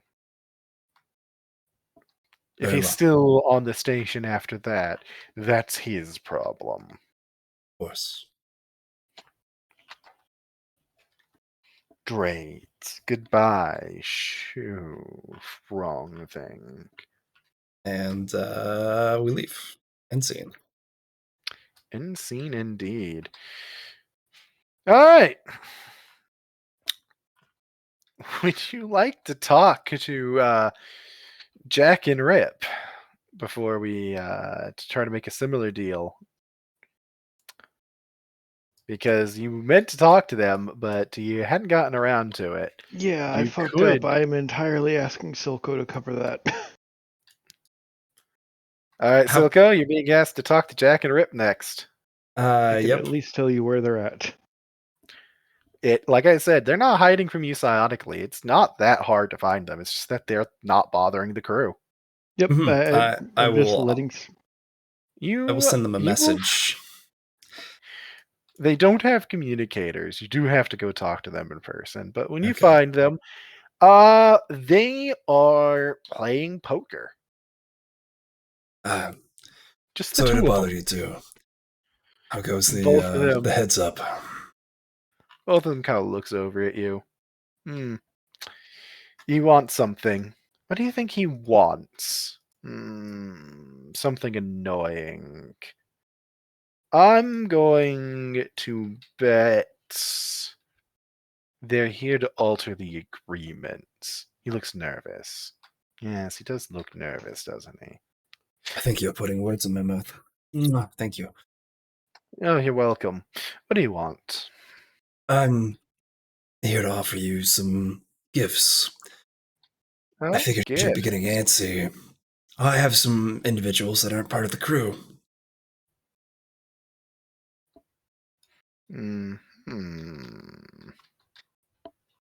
Reach outside of our original agreement. And he watches one of them flicks cards without even looking at the cards, but he flicks them onto the table, and the other one deals out more. Once again, without looking at them. Why are you offering this exactly? We. I can't imagine it's the goodness of your heart. No. But do you mind, he kind of goes up to the table. Do you mind dealing me in? I haven't played in a long time. No, we certainly can deal you in. Let us finish our hand first. Of course. And they kind of look at each other, stare at one another dead in the eye. Long silence, and then they both slap their cards down. Look at them. Damn, as Jack loses. Right. And they just shuffle deck, throw cards, and you find yourself with a hand in front of you. Roll a luck test. I like those. Feeling a 2. 32. You got a 2. You've got you've got a pair in your hand. We're gonna say you've got 2 3s. Yeah, you got 2 3s. You've got a 6, a queen, and a king. Nice Any little hand. suited? All of them suited. All the same suit. Yeah. Can't be all the same suit. How are they all the same suit if we have a pair? It's a flush if you want. Okay. Yeah. Technically a pair flush or something, but the flush takes precedence over the pair at that point. Point is, you got a flush. Okay. We'll get rid of the card that isn't part of the flush and go from there. And as we're talking, I'll say, And they're just like, is that really what you want to do? I suppose. we're requesting more time. More time Yes. as you're given a card back and you have flush again. Okay, so I have a full 5-card flush this time. Yes. All right, so now I can actually do something with it. And King High? All right, that's not bad. King High, just one of them's like, so you're trying to negotiate for an alteration to the deal then. Correct. So that's why you're trying to butter us up. I see. Roll me an awareness test, please. Silco will roll an awareness. Sight? Yes, it is sight-based. 22. All right, give me 1 second. Let me double check something. When you look back at your hand, you no longer have a flush. Interesting. You do have 3 of a kind, though. They are 6s. So, you want to alter the deal. Why? What is the issue? The issue is our employer takes precedent, and I do believe that was part. But we need to find you a planet. A habitable one. Well, we do want one with people. We Of want course. a city, after all. So what are you trying to negotiate for, precisely? We're negotiating more time for individuals that you can either A, play with, kill, do what you wish, that don't affect the deal. We understand what you're offering. We're asking what you want. Roll me another awareness, please. Of course. This time you catch it. They're not playing poker per se. They're seeing if they can get away with swapping their cards with each other without the other one noticing and trying to get the other one the best hand out of it. So, As you now have a straight flush. So their game is not just to play poker, they're playing a fucky thing right now where they're trying to see who's faster. Currently, Rip is winning. all right.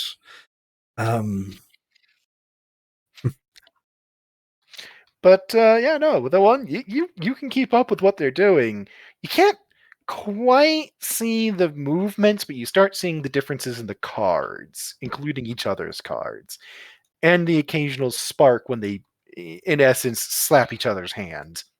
Well, I wasn't expecting to get a 1 in the poker game, but I will accept it. How would you like to play this? I mean, now you know what the actual game is. And I'll say, all right. I do like my hands. Are we ready to play? No, not done yet. What are you asking of us? You didn't answer the question. I'm sorry for not being clear. I'm asking for you to wait. For us to wait. You're asking for more patience from us. Correct. And in And return, your offer is flesh. correct. Hmm. You are now up to a royal flush. What? How the fuck? Hmm. What if we don't want to? Out of curiosity. If you don't What if wish we... to wait, I understand. Hmm.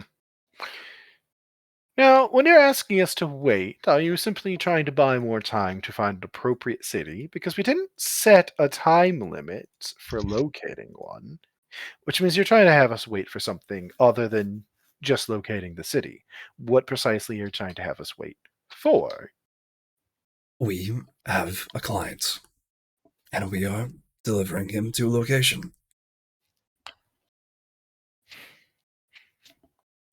Hmm. And we don't wish to make, what's the word? Make fault on showing it to a planet and not offering it to you, because that would be disrespectful. So you want to ensure that when we get off on the planet, we get off on the correct planet, then? Yes. The one that has both our interests at heart, just like our original agreement. Hmm. Interesting. Very interesting. And you're, as we addressed, offering meat for it, hmm? Correct. Mm-hmm. If you need hunting aspects for it, I can understand the reasoning. But Oh, we're not particularly worried about that. No, we're just considering what we want right now. of See, course, don't inherently have a problem with the request. It is fairly reasonable of a request, after all. But if we're going to accept the request, we do need to get something out of it. Because we can't alter the deal for nothing. of course. That's just not good business. No, of course not. And Which means we need to think about what we actually want. Do we want meat? Do we want something else? Or if we do accept meat, what meat do we want? Do we want to make specifications to our meat? Are we just going to accept what's on hand? Questions we have to ask ourselves, ones that you can't answer, because that's for us to decide. Because, as I said, we don't have an inherent problem with the request. It's reasonable. It's understandable. Your interests, our interests, that sort of thing. So, first, the game we're playing, the Hmm. two-handed game. He did catch on to it. I One throws some chips at the other. Damn. I have good eyes, as you see, and I'm actually quite impressed with your sleight of hand. Yes, the real trick is hiding it from one another.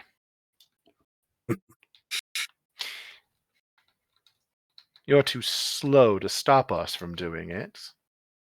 It's true, I do not have the same physiology. Ah,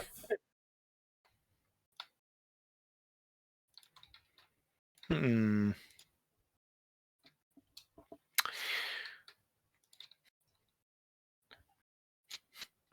There is definitely communication happening. You aren't psionic, but you've seen correct. enough psionics. You can tell, at least baseline, when two are blatantly talking and not Mhm. trying to hide it.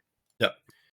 So they're discussing it. They're just doing it psionically because they're not giving away their hand, as it were. What about the game, by the by? Silco puts down the only. Silco will put down their royal flush. Is it spades, hearts? What's the royal flush? Hearts currently, and just immediately Jack throws his hand on the table. Damn it! Not again. As Rip smiles, or Yep. you could feel him smiling anyway. He's like, so now you know which one gave you that particular royal flush. And he's like, all right, fine. Here is what we want, I think. As he kind of eyes his brother, and he's like, yes, no, that'll do. Right, lovely. Here's what we want. We want you to make us something. So, based off my skills or just something in general? We wouldn't be asking you to make it if we weren't looking for something from your skill set. I'm You're a sorry. flesh crafter, are you not? We spy. Silco will smile and say, We spy, you see. We know you're a flesh crafter, but we want to confirm. You're a flesh crafter, yes? Silco will nod. Right. We want you to make us something. A custom suit, as it were. We both chuckle at the phrasing. You do that for us, and we'll agree. So you wish a long-term favor, because I cannot do this with what I have currently.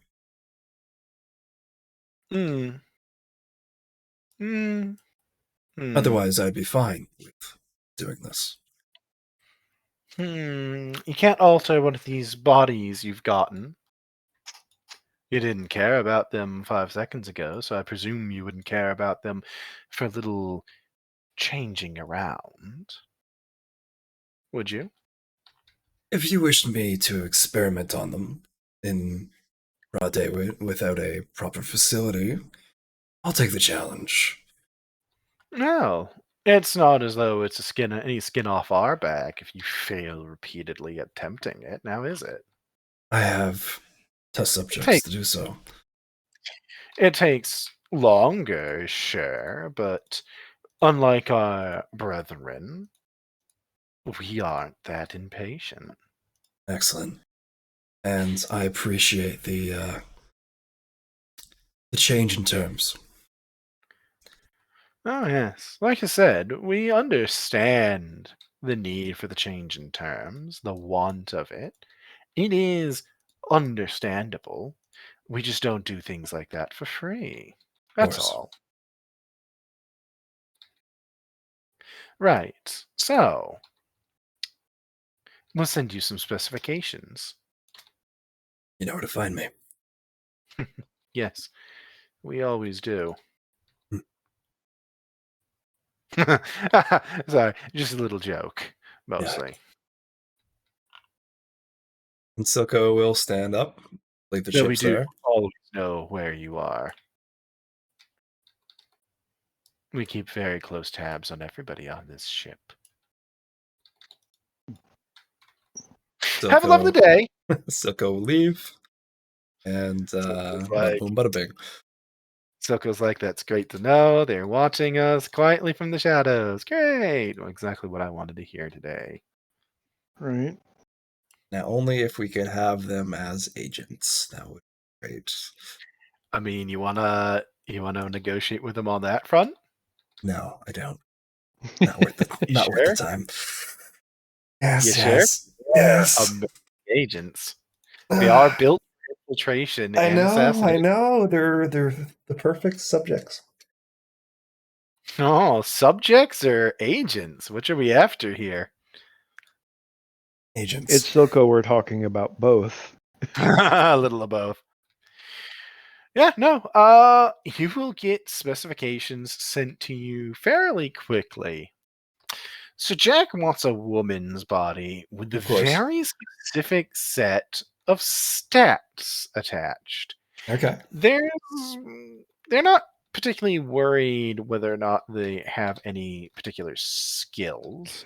They're basically looking for people with certain appearances. That's it. Yeah. In Jack's case, they are after very muscly women, very Mhm. strong, physically strong women. Rip is after a beautiful, effeminate man. Okay. That's it. And you just need they're concerned with the actual physical appearance rather than anything else. They don't care about anything else. There were no women in the pirates' cache, was there? Roll me D100 luck test 50-50 odds. 50-50 odds, 1d100. Nice. Nope. Okay. Much as the 69 is nice. No, Hey, you can have an effeminate, beautiful male though with that Yeah. 69. the guy one's easy. You have one that almost fits it exactly. You basically just need to make him a little bit more effeminate, and you're good. Excellent. I It's love that the one whole wants you to changing organs part's going to be hard. right. I love that one wants a trap. It just amuses me to no end. Yeah, no, that's their requests aren't complicated. It's honestly, like I said, like you've got one that almost fits it immediately. It's just a matter of doing a couple small alterations to fit exacting specifications is the best way to put it. And best part, you gave the ugliest ones away first, Did. so you dodged that bullet. But yeah, no, the woman one though, there are no women in this group. So it's a question of just how you want to deal with that, really. Because like with a normal medical suite that a ship has, it is robust enough to make the changes necessary for the trap, as we put it. So doing the woman's the only hard part. Doing women is always the hard part. Hard. Glenn was multi-layered. Well, I have my project. Just gotta. If you Too want to good just this. relegate it to DTA work, you can come out with something perfectly acceptable that isn't spectacular. With the time we'll say it'll take 3 weeks to get something right. Okay. That's if you just want to make it not spectacular, you just want to use it to DTA. If you want to try to make it go faster, or if you want to do some exceptional work, that would just require some rolls. I would like to do some exceptional work because I am not An a artisan? perfectionist, but I do want to challenge myself. Inadequate materials, inadequate facilities, a very exacting specification. It's a Technomancy. challenge. Well, you're also an artisan. So I've gotten that about your character, you know. It's not just that you can do it. A large amount of it has to do with challenge for his character so far. Mm-hmm. Ambition. Yep. What's doing it perfectly is a massive challenge. I don't want to do this perfectly. It's impossible. I don't get another one on this, but I do I hope to believe do you can work. fly. Hope to do some good work. You are about to do, in essence, an unwilling sex change on somebody, so you can enjoy that mental thought for. I mean, they're going to be unwilling and also going to be taken over by another entity, so I don't really have lots of options here. No. They you've now seen their kind do it once, and they don't kill their host. They wear And them. you They no just make idea them if that's suffer. better or worse that they don't kill their host. Yeah. Irregardless, yeah, if you want to do that, I'm gonna have you do. It's still gonna take at least a day, Mhm. so you won't. Not gonna niggle over a day though, unless you fuck up the roll. Then we'll niggle over a day. Okay. So go ahead and give me your little technomancy roll for All right. I some think it's biomancy. I'll be decoding here, I do believe. So Decoding's a good start. yeah, gene scientist. Hey, there's some women around you could decode the genetics of to have as examples. Yeah, I'll ask if anyone wants to do a research study and not going to kill them or anything. So I don't think there should be any issues. Who wants to volunteer for this research study? I'm No, mostly, thank you. I'm mostly asking if Siva wants to volunteer for this because you have a couple NPCs to ask. I'm And gonna all look. give answers one way or the other. I'm gonna come out of the forge, completely obsidian skin, burning eyes, one arm. Does this look like a good genetic sample to you? Actually, it seems the perfect baseline for what I need. Are you hitting on me? Cause that's a good attempt. Thank you. Because it's working. Damn. Step into my office, Siva, if you don't mind. For sex you're or for, hitting on for genetic experiments? Genetic hold on. experiments. Not interested.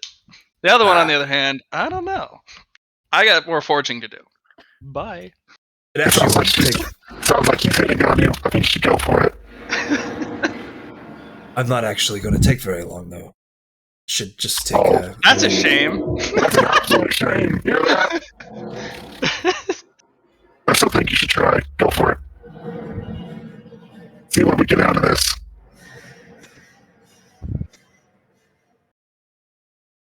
But no, I'm gonna go back to forging. Bye. No, wait, come back! Be horny! Never expected to hear that from that voice, did you? No. Hey, I leave you awkward and probably slightly uncomfortable, left in the hallway. Yes, leave him staring after you like, The fuck? There are there's only a handful of women to ask. The lieutenant is an option. She is female and combat oriented, so technically fits. Good muscular structure. I don't wish to do. You have a wonderful muscular structure. Are you hitting on me? You do have to walk up to the lieutenant and ask her if she'd be willing to step into your office for a genetic experiment, which, no matter how you phrase it, is going to sound bad in one fashion or another. It's a scientific pickup line. It's a checkup, honestly. It's not a. I just need to, If you phrase it if you phrase it like the way Liam said it, it's definitely a pickup line. He's like, "You want to have the fuck?" I would like to have you join me for genetic study. And then the question is, how do you react if she goes, "Yeah, all right"? That's what I want, though. That's all I. Exactly. That's all I'm asking for. You're not helping your case currently.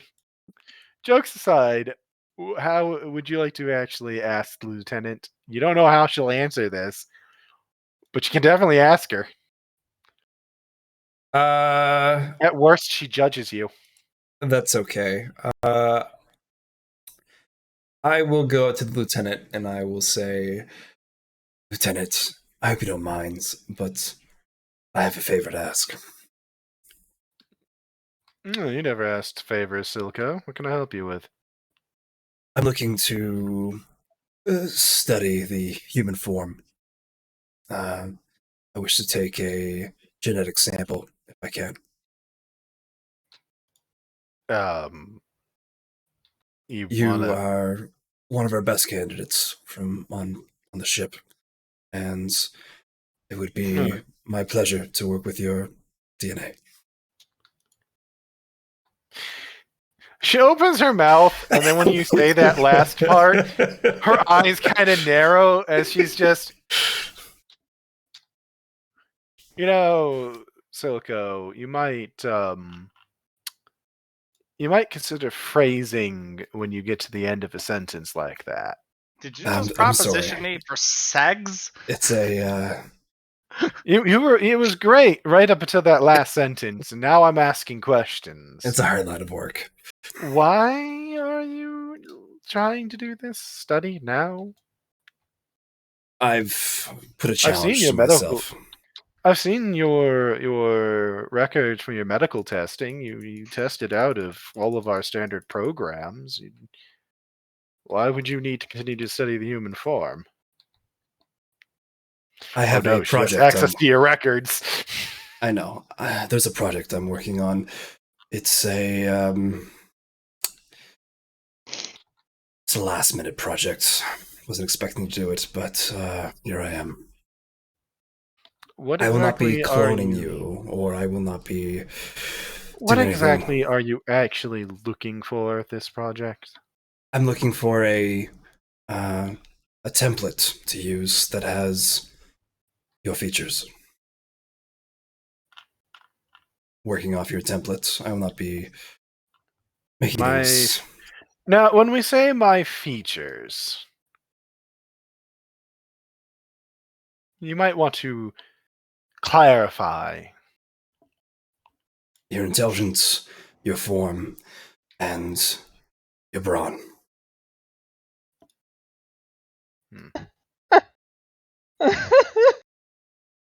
He's so Hmm. scientific, but it's so innuendo. Hmm. Sorry, killing me on this. I might have to mute. So you're looking for a human form with good structures, good brawn, and is generally extremely well designed. Is that about accurate? That is accurate, yes. Go ask Starstrider. Walks away. The issue is that I need. She's already left. Oh, fuck. She's just like, I can't tell if this is a pickup line anymore. I didn't think it was a pickup line until the last part of it. Now it sounds like a pickup line, and I'm just going to walk away. Well, there goes that attempt. I will. She has now suggested Starstrider, and you have recently learned he is apparently the avatar of humanity. Yes. Who knows if that could be useful in this? I'm sure it could be useful. I think I will put out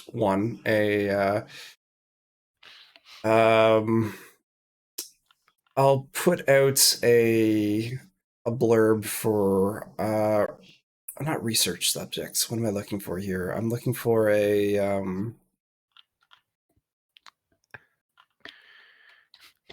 Go ahead. I'm gonna go to Blast and I'm gonna say I need a woman that has lots of brawn. I've already tried the lieutenant. See if it doesn't want to either. As the captain of the ship, I'm requesting a person of interest. Hey, Blast. You do know that the last person that 100% slept with him was Ares, as a side note, just as a reminder. It's gonna be like, This is also a woman I'm looking for. just, I need to make that clear. just gonna be like, he just holds up a finger. Are you literally coming to me and saying I need a woman to sleep with? Now I need to do a genetic analysis of their code, and this is for the our passengers. This is for the An deal I had to make. in-depth look of the female genome. Oh, look. And now it sounds like he's doing this so your passengers can watch. They will be watching. It's true. You're not helping yourself. You're not helping yourself. I said that as an OOC joke, and then, It's you gonna have be to like, follow it up. Silco, Yes, The- Master. I need you to understand. Just because I'm a captain of the ship, I can't order people to sleep with you. Again, I'm not asking for anyone to engage in sexual intercourse of any kind. I'm just trying to get a person that I can run an analysis on. Hey, Johnny, real Yes. quick, do me a favor and roll a logic test after you've had this conversation a couple times now. Go ahead and roll me a logic test real fast. Success. This was definitely what he was after. You may now be the entertainment for Jack, as he knew his request. It was very Given unreasonable. Given the lack of viable subjects among the prisoners, he knew this request was going to be very awkward to phrase to somebody, and he definitely did this on purpose. Good. So, Blas is gonna sit here and be like, so you're not looking for sex. Correct. You're looking for a female person to analyze their genetic code for some kind of weird, fucky, pseudo-sexual experiment. No, it's not sexual. I mean, Out of a vent, a voice goes, "Yes." if you don't phrase it that way, I would appreciate it. I just need. I'll even pay them. He doesn't want to phrase it that way, but I do. So, As you've I'm just going. your I'm just, because this is too amusing. Blas has a grin on his face. He's just gonna look through the crew roster and he'll send a ping out. Our overly sexualized medic is requesting a female member of the crew to act as subject for genetic analysis. Still slam the button before you continue that sentence. Are you? They're not supposed to know about You see, genetics. but you see, you cut him off at the part where he was going to clarify it was for science, which means everybody he's left with is our over-sexualized scientist requires a female, and then click. And you can now hear Jack dying laughing in the vent. He actively falls out of it. Well, slurps out of it, really. Yeah. Oh, this is the greatest thing I could have ever asked you to do. I'm loving this. I'm all for it, Jack. I have to request a high five here because He will high five you. That was just beautiful. Oh, this just went better than I thought it did. It would. I still want that body. I know. Silco. I will Silco. modify it to pretty female, because I might not have gotten the actual result I wanted, which was somebody punching you. Silco. Yes. The best way to request this in the future is not to request it. You're the medical officer on staff. Post a notice. All staff come by medbay for medical evaluations, and you take a genetic scan while you're doing it. Oh yeah, taking physicals is great for that. Did it not occur to you just to have them come in for physicals? No, I did. Why didn't you do it then? I was just being stubborn. You And were plus, I trying- wanted to make this upfront and honest instead of going behind their I back. see. You were trying to be an idiot about it. Got it. Yes, yes. An It's honest just- idiot. Love This that. was great. Silco, I might recommend you talk to the lieutenant and just say, hey, one of our passengers made an insane request. Can I use your genetic code as a baseline? I'm already going to throw him a bone and change it to just female and pretty.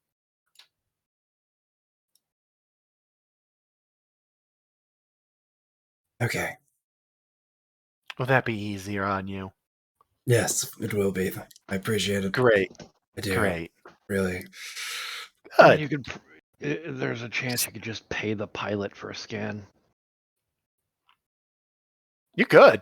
Pirates will do anything for cash. All right, let's get the pilot in. Do a scan. As soon as he's gone, Jack slowly looks at you. $5 says she thinks he's propositioning her. No. $10 says she.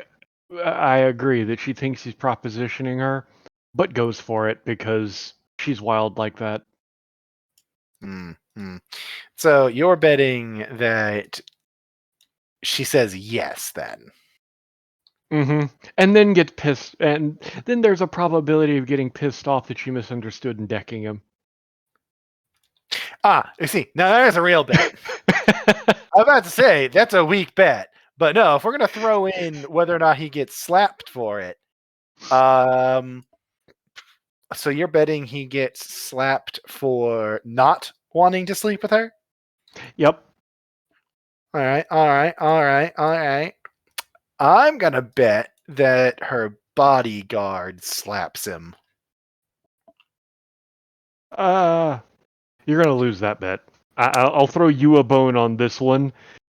Their bodyguard's much more likely to full-on deck him, not slap him. You know what? Fair enough. I'm going to change that to violence from the bodyguard.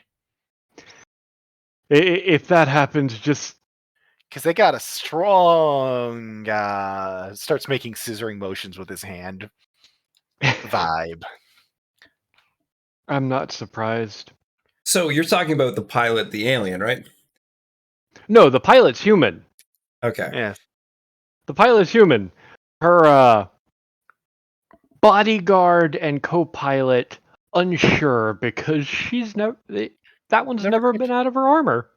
Not once. Not since you guys met her. Only ever heard talk once. Yep. Blast You know- respects her because she gives the bloodthirsty vibe. The one time she talked was violence related. Mm-hmm.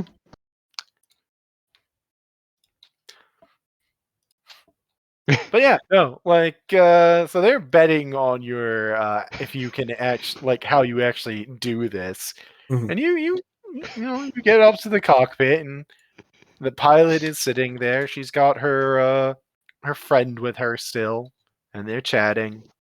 No, she's chatting at her friend, and you can't tell if friend is even paying attention. Yeah. How would you like to proceed?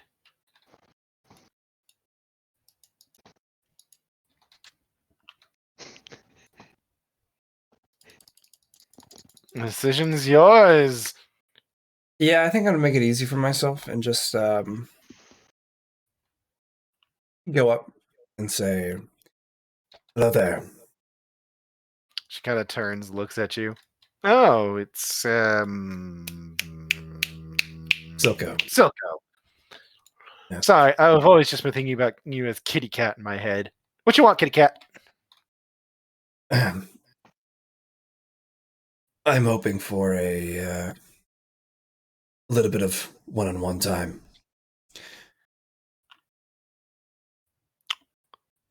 Okay. Yes, One-on-one time. Okay. What are we asking here?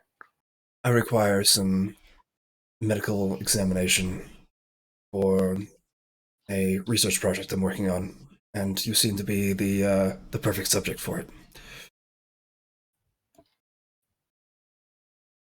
Kyle looks at her friend, Kind of a long silence before $100. Well, Silka will bring out a form for her to sign, non-disclosure, blah blah blah, Looks all the at it. research. Kind of looks at it, and you just hear, all right.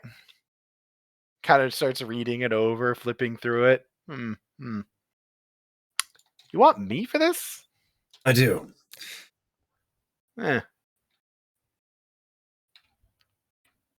All right. She watches, though. Of course. Great. Gets up, hands paperwork back. Medical wing, then? Follow me. I guess. Great. I'll follow you. Okay, I have my person. Yeah, as soon as you get into the medical room and the door shuts, her shirt's off. And she's just, all excellent. right, let's do this then. Silka will present her to sit down and then kind of She's kind of now squinting at you. You're like, oh yeah, now sit down over here, please. Huh. Silka will do his scan. All right. They just need to be within my intelligence bonus, right? Yep. Okay. For the scans, yep. Mm-hmm. Just roll it. Roll your tech use. Tech use. Bane. Virtue. Yeah, you pass. Easy. Easy peasy. It's medical scans. You do medical scans all the time. And all you have to do is otherwise get like a genetic sample and you're done. Mm-hmm. Or that's only if you want to be really thorough. If you just want to, if you don't want to be that thorough, then yeah, you could just do it with the scan. Like that's all you need for the base process, as it were. I'm going to scrutinize this person. Is she expecting me to have sex with her? Oh, she's 100% expecting you to have sex with her. She's very confused as to why you've started with the scanner thing. She's going along with it. She's not correcting any perceptions here, but she was definitely expecting sex. All right, I'll bring her over to the bed and then have sex with her and then be on with it. You just accept the inevitable? Because otherwise she was just going to leave confused but richer and thus not complaining. Yes. After you're done, she's just, weird start, but not a bad finish. Pats you on the cheek and leaves. All right. And just the bodyguard, who's been watching the whole time, still hasn't said anything, and just backs out of the room, not breaking eye contact with you through that helmet. Okay. All right, I have what I need, and then you need a geneticist for me, I'm assuming? Yes. Okay. Gene scientist. 20, nice.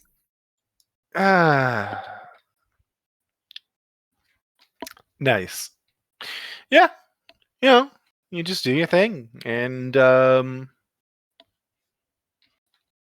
yeah, you're like the initial work looking at projections, acceptable ranges, not amazing work. Better than average, better than a plastic surgeon, certainly. Mm-hmm.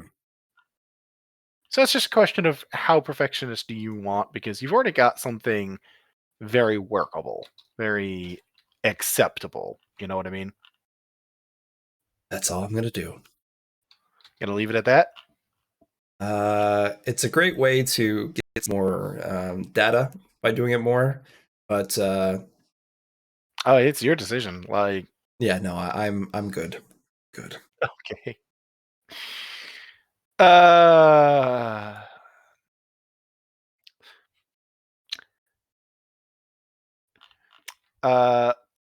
After everything is done, while you're working on it, Jack is going to show up next to Blast. Neither of us won. Ah, damn it. Let me guess. Fucked. I mean, I was half expecting that's just her personality, so not surprised. I get the impression, based off of mental signals, he realized that she was expecting sex and then just kind of shrugged and went with it. So it's more I that he's mean, a bitch. considering his past exploits, I'm not surprised. Also, it was only $100. I mean, I'm not surprised. Somehow I expected more, and I don't know why. I mean, I'm not. Hmm. He might be a Sigma male. You never know. Eh, It's just it seems like him, and No, I meant the fact that she only charged him $100. That's the part that I'm like, I would expect I'm her to value her body more. nah. With her mindset, I figure it was just in her mind the cheapest way to get what she wanted at the time. Go ahead and roll me a luck test real quick, by the by. Me? Yes, you. Ah, Feeling a 100. 0, 0. Nice. Nice. This whole As thing you started guys- with the 69 and ended with the 69. Yep. As you guys are, as you and Jack are discussing this, you hear the sound of a boot tapping behind you, and when you turn around, the bodyguard's there. He's like, yes. She punches you in the face. Nice. He's like, mm-hmm. Why? Hold on. Let's see how well she does, because she's got a mean right hook, as it turns out. Hold on.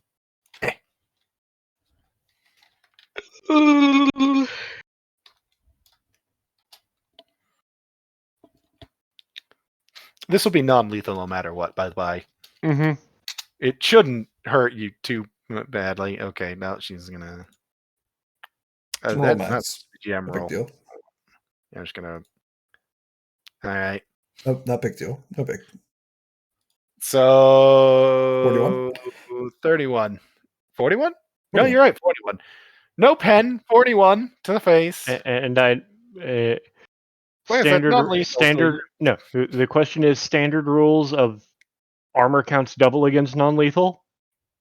I didn't know that was standard rule. That is a standard rule, not for Oh. her fist, but like I said, it's not that big of a thing for this one because you're guaranteed not to die from this one way or the other. Yeah, no, it's It looked like it hurt. She definitely yeah, did some. it hurts. I get cold cocked, and he's just turns back in his chair, rubbing his Okay, jaw. That BRB. was 4. She just turns and walks away as Jack goes, I think it's because we were talking about our friend and we were implying she was cheap. I mean, At least that's the impression I was getting. 100 creds is not cheap. I mean, that's fair for mindset, 100 but alliance. 100 alliance dollars. That's cheap. yeah, it's like, I mean, that's fair mindset wise, but it's not what I was implying. So Women is his answer as he just kind of shrugs at you. there's like, it's better than my people. Which he shot you? Oh no, it would have been weird challenge involving combat, possibly ending up in marriage, complicated. That's why I don't Marriage deal by with. combat. Yeah, Nods. it's why I don't deal with my people too often. I'm big, I'm strong, I get propositioned too often. It's annoying. How much damage did she actually end up doing to you? Because that Jimmy was not expected. Let's see here. I'm just I curious. I It's have straight. No yeah, pen, just straight. I have 27 soak total with armor. Huh. She actually did quite a bit. Yeah. That's one of the things that I've been trying to point out. It's just like damage far exceeds armor. Yeah, and you know what? This is still better than standard Dark Heresy. Oh no, I don't deny. But this is me pointing out as a player, your damage tends to regularly exceed armor. Yeah, well, you guys are starting to already run into ways to just not die to damage. Yeah, this is entirely fair. But honestly, if Jack just hangs out, Blast will entirely just bullshit with him about different Oh, Jack encounters will. of different species and shit. Jack will just hang out and chat. He, as it turns out, knows an incredible amount about a lot of species. He's got a lot of knowledge on just different races and very specifically their mating rituals. This amuses him to no end. Yeah. But yeah, no, but Blast will just hang out and bullshit with him. All right, so this amusement aside, Mm-hmm. which I hope everybody got some amusement out of this little. Oh man, that was funny, Johnny. That was really funny.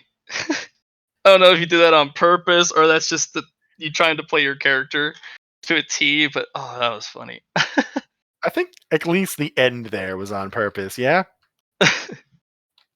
Johnny boy, and he's gone. He died. He's Stop dead. dying. Yep. I was gonna just say that if he's just sticking with the body as is, he gets a perfectly fine body out of it. It's what he wants. Which, a basic like lovely body is not that hard to make for him. Mm-hmm. Them lovely bones. Anyway. And we're just gonna move along. The rest of the trip will be generally uneventful. I hear noises. Was that Johnny coming back or Nope, that was Blat. Huh. Johnny's the muted. rest of the rest of the trip will be uneventful. Nothing to see here, not really. You have negotiated your way through the one major concern that honestly I didn't even start. You guys started that on your own. Yeah. Like Overcomplicating things. I With would my love penchant. to take responsibility for complicating that one, but I didn't do anything this time. I have a penchant for overcomplicating things, but I got nothing on Char. That is true. Char was hard to beat on that front. But regardless, you guys got yourself into trouble and then promptly got yourselves out of trouble. With a guarantee of time to help assure that we won't be the ones labeled as the ones who did it. Yeah, basically. That it's not a bad thing that you negotiated for this, just maybe a little unnecessary since you probably could have gotten away with it pretty cleanly. You don't know. Either way, it's done. Once you guys get Starstrider to Alliance territory, thank you guys for the escort. And he's just going to kind of look at all of you and be like, try to stay out of trouble. Oh, who am I kidding? You're all definitely going to get yourselves in trouble. Best of luck with it. Thank you. Try not to die. You're kind of amusing. I feel I'm going to have problems with that. Oh, and he's going to kind of point at you. I can see what he's done to you. In a vague sense. It's harder to read aliens for me.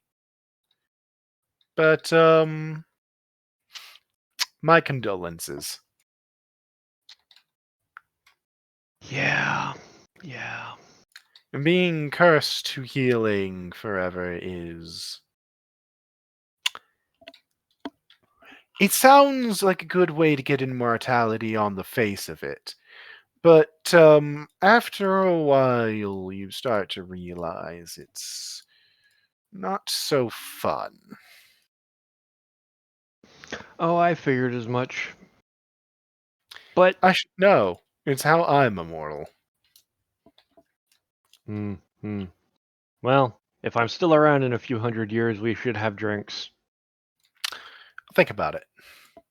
You're slightly less immortal than the ones I normally agree to have drinks with.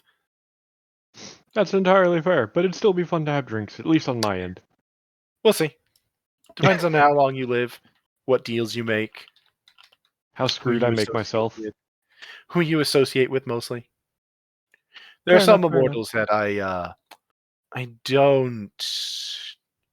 I just say no to.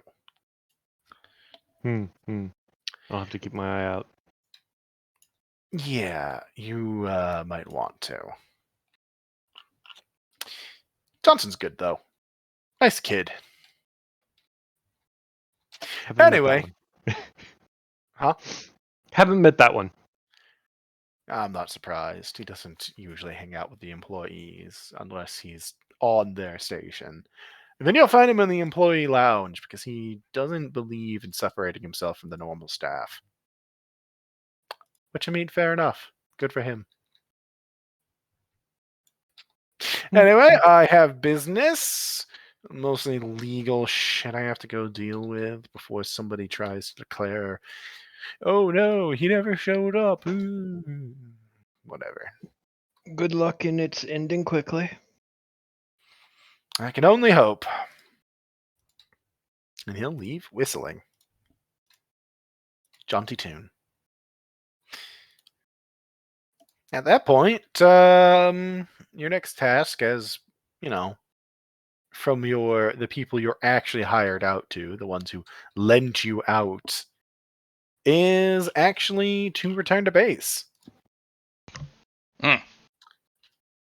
You will have to stop for fuel before you leave Alliance territory, but at least you aren't going to be blamed for the incidentals.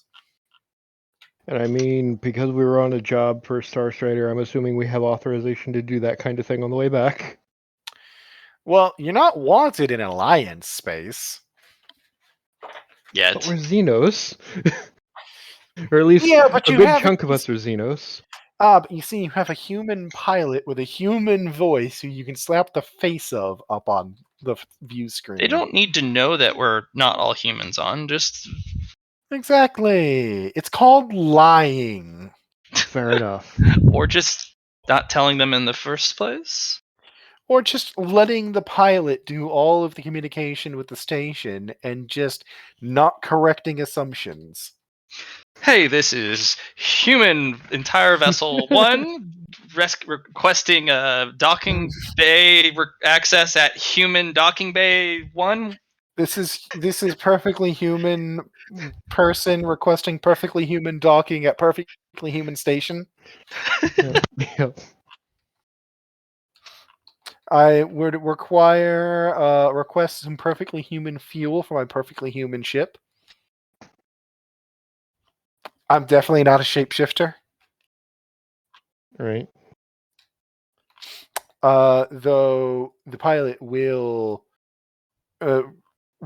actually put the when they're like, yes, what's this ship name? And before you can actually say what you want to name the ship, she goes, this is definitely not Xenos 1.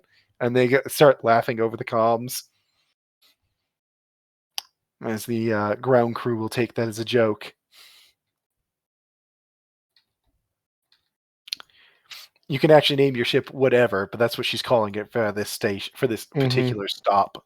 And that's what they're going to note it down as. And I don't care. Yes, definitely not Xenos 1. And your pilot would kind of like hook eyes over at you like, you gonna yell at me? I'm just chuckling at it. Yeah, the look was, am I getting yelled at for this? And when you're chuckling, she's like, score. Just our ship's called the Totally Legit. Hey man, you never named your ship. You can name it whatever you want. Honestly, I Because I couldn't think of anything at the time, I had written down in my notes that it was just Blast's hammer. Blast hammer. Is that a euphemism? Yes. Why is this Un- session full of euphemisms? Unintentionally, it is. I'm horrible at naming things. Dude, just think of what the lizard would call it. You see, if you do that, then your pilot's going to end up calling it Lizard Dick 1. Right?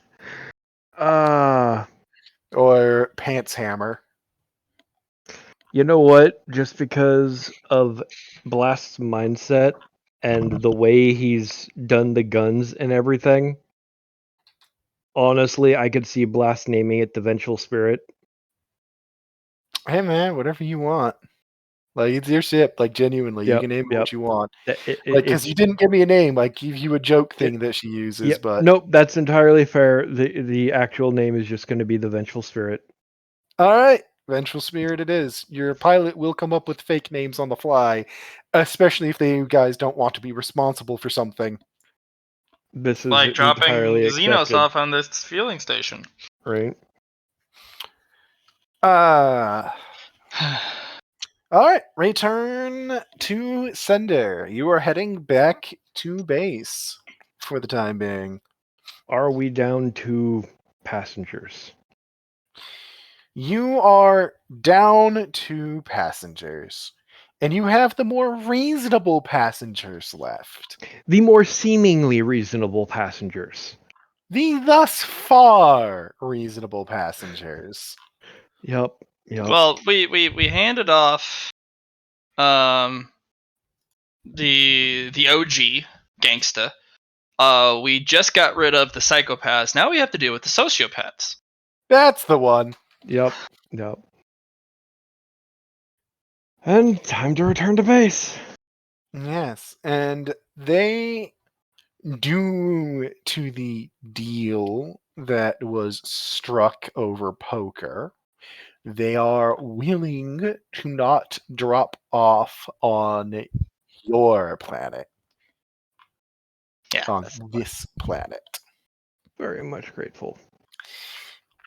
They will insist that the next stop you should make will be the one that you drop them at, though, so that we can stretch our new legs, is the way they put it. That is entirely reasonable. I will still Lovely. occasionally get together with Jack just to go over random racial shit. Oh yeah, no, he'll fucking talk shit on anything. Like, as it turns out, he's been on... Apparently, he took a tour of the Galactic Union's space by the way he talks. Which is to say, he was on a human ship that went out that way, and when he slaughtered all of them, he just ship hopped over there for a while. Because his instructions are to kill organics, not humans specifically. So So, so he's omni-racist. he's not racist. He kills everybody with an equal amount of joy. Except for non-organics. He has instructions not to kill non-organics. That doesn't mean he wouldn't be happy to do so. So he's racist. Or speciesist. That's probably more accurate. But either way, returning to base. He will occasionally slip in, refer to you in very speciesist terms. Mostly, you pathetic organics. I mean, sorry. You organic beings. You people. You people. Alright, how long does it Your take us to get back breed. to base? Not too long, relatively speaking. It ends up taking... last chunk of it will be a week. Okay. You're going to a different location from before, though, as you are reporting back to Ares, and he is on a forward operating base at this point. You guys are on the first of the planets that were taken in the assault, because they have already taken several star systems by this point. Not surprised. No one's surprised. But you will find yourself on one of the frontline planets, one of the ones where everybody's posted. And Ares, once you get there, kind of looks up from his paperwork, because he's actually running most of the operations involving mercenaries for the for this whole shindig. And when you kind of get in, he'll look up from his paperwork and he's like, "Ah, good. Good to see you're back alive and intact. Apologies for sending you running around like we did. But Victor needed a favor handled, and you were the way he was paying it. How'd the mission go? All right, I hope." Temple of Destruction, blowing up a base, I beating Mr. Starstrider. Fun don't all think around. Temple of Destruction was on your mission list. Oh, it's where Mr. Starstrider was. Ah, yes, that will do it. I'm not dead, though. I'll Yeah. actually peer closer at you guys and then whistle. And you got something out of it. Well, congratulations. It's a rare gift you have. Well, as he kind of goes back to his paperwork, I'll keep that in mind. But I have two things here. One, as the lieutenant does arrive at this point for this part of the conversation, because you guys got in just a bit ahead of her while she did a medical checkup, mostly because they insisted. Mm-hmm. She gets in at this point and it's just right, now that you're all here, is Johnny back? Or am I continuing without him? Nope, you're not continuing without me. I was just eating. Okay. You guys are back to base. I'm talking to Ares to get you up. I don't know how much you were here. I don't know. I was where here you for got the back. most of it, actually. Okay, good. Well, he's going to be like, right, well, he kind of looks at the lieutenant, looks at the rest of you. So, at the moment, I have two things on my desk for all of you. I understand you typically put things to a vote on with your group. As she kind of looks at the lieutenant, who nods. She's just like, when it comes to frontline combat, I tend to prefer my people to agree to their jobs. And he'll nod. A reasonable thing. So, I have two options on the desk right now. One is your official orders. It will put you on the front line. We need some stalemate breakers. It would be a fairly simple operation. You do a jump in, hot drop behind enemy lines, destroy a few key positions, and you leave. That's it. So our first job. Only this time it's in a war zone. As in, you're not making the war zone, as in, it's a siege that you're sneaking behind the lines of. So similar chances of meeting another fucking paladin. Almost guaranteed. There's several paladins in the force. You'll have to deal with it.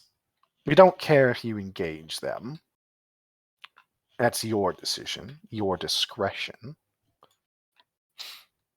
We just want the objective taken out. That is the official orders sitting on my desk with your group's name on it. However, I do have one other thing on my desk as he touches a different piece of paper and slides it forward. This one is a volunteer job. Anybody can take it. Any force that wants to. And the job is very simple. We've gotten word of an unstable region of the Federation that is... It's one of their mining operations.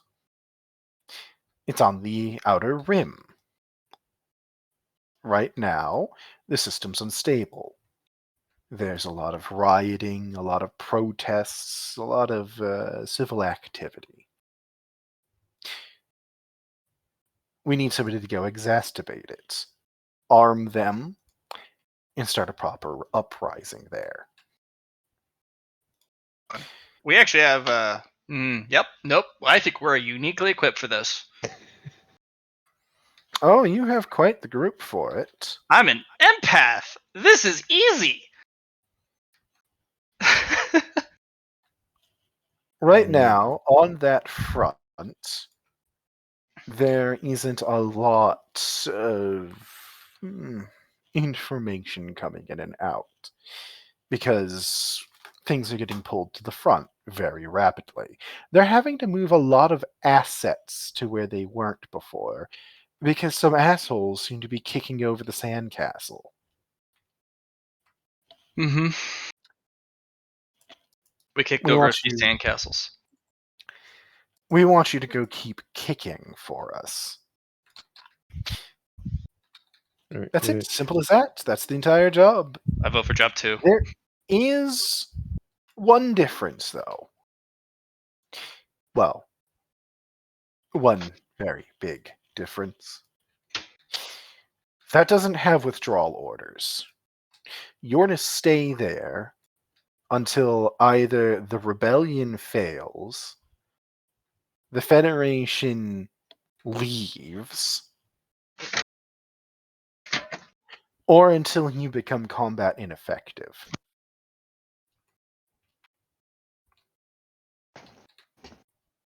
I'm assuming we'd be getting a couple other squads added on. You would be given equipment, but there would be no possibilities of resupply. Not that far out. Even Doomco doesn't usually send any ships out that far.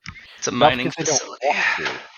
Not because they don't want to, but because it's just not always feasible financially.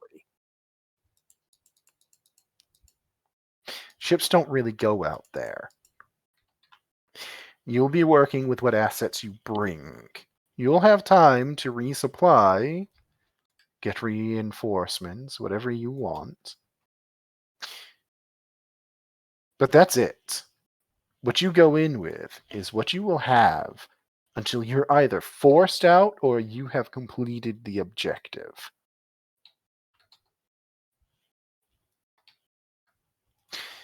There is at least one paladin running things over there, trying to maintain control.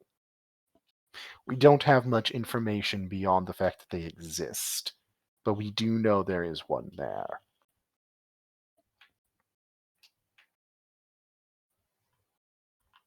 I mean, I'd be down for mission 2. It sounds like more fun. Bigger chance for us to live. What was it? A month or 3 months until the ship was ready? Oh, the ship's here. Your That's what I science ship? figured. It'll be here. Yeah. You can bring it with you.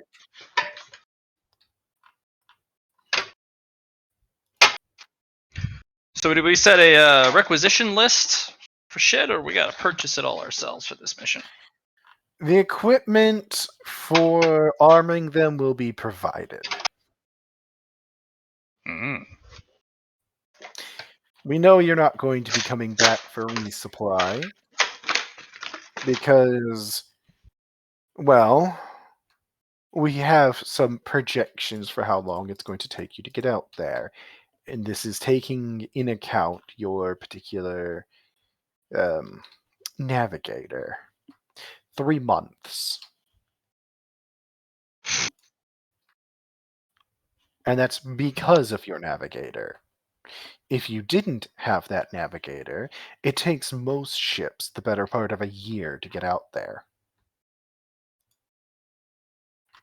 Must be a pretty big mining operation, or mining for something very important for them to do that. The last part of it that you should be aware of is that this is a rim job. I'm Apologies. sorry. Why did you have to phrase it like that? Even he suddenly sees the looks on your face. He's like, We're children at heart. sorry. There were Let me rephrase that. These are rimward planets. When you get out there, you will not be looking at stars. You will be staring into the black void between galaxies. And we know things wander in from them. Anybody sent out to these mining operations are typically criminals. Because nobody wants to go there.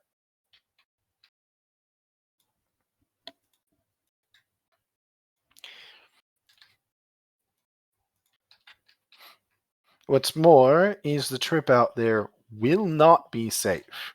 Not only are you going to be moving through enemy territory, this time without Starstrider's influence keeping patrols out of your nose, but there's going to be unknown hostiles along the way. The feds don't talk about what's out there, but typically they have 5 entire fleets dedicated to maintaining security on these operations. And we don't actually know why. We're looking into it, but I doubt we're going to get answers before you leave. So you're going to be dealing with a lot of unknowns.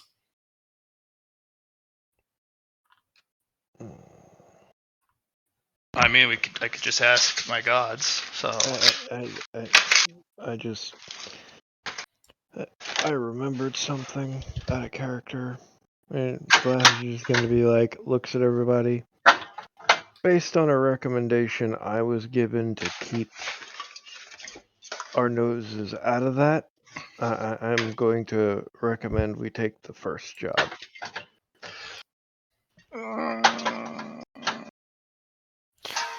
As for asking your deities, if we could just ask the Ember, we would have an answer. And asking the Forgotten, he plays coy. Well, We think he's operating out there in some capacity. well, I mean, I was asked to make a thing. Fun. I mean, he is the one who told me to keep my nose out of it.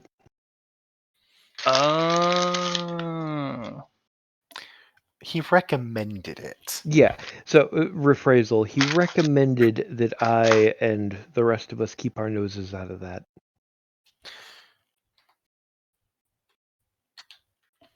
And he's like, it's your decision as to what you want to do.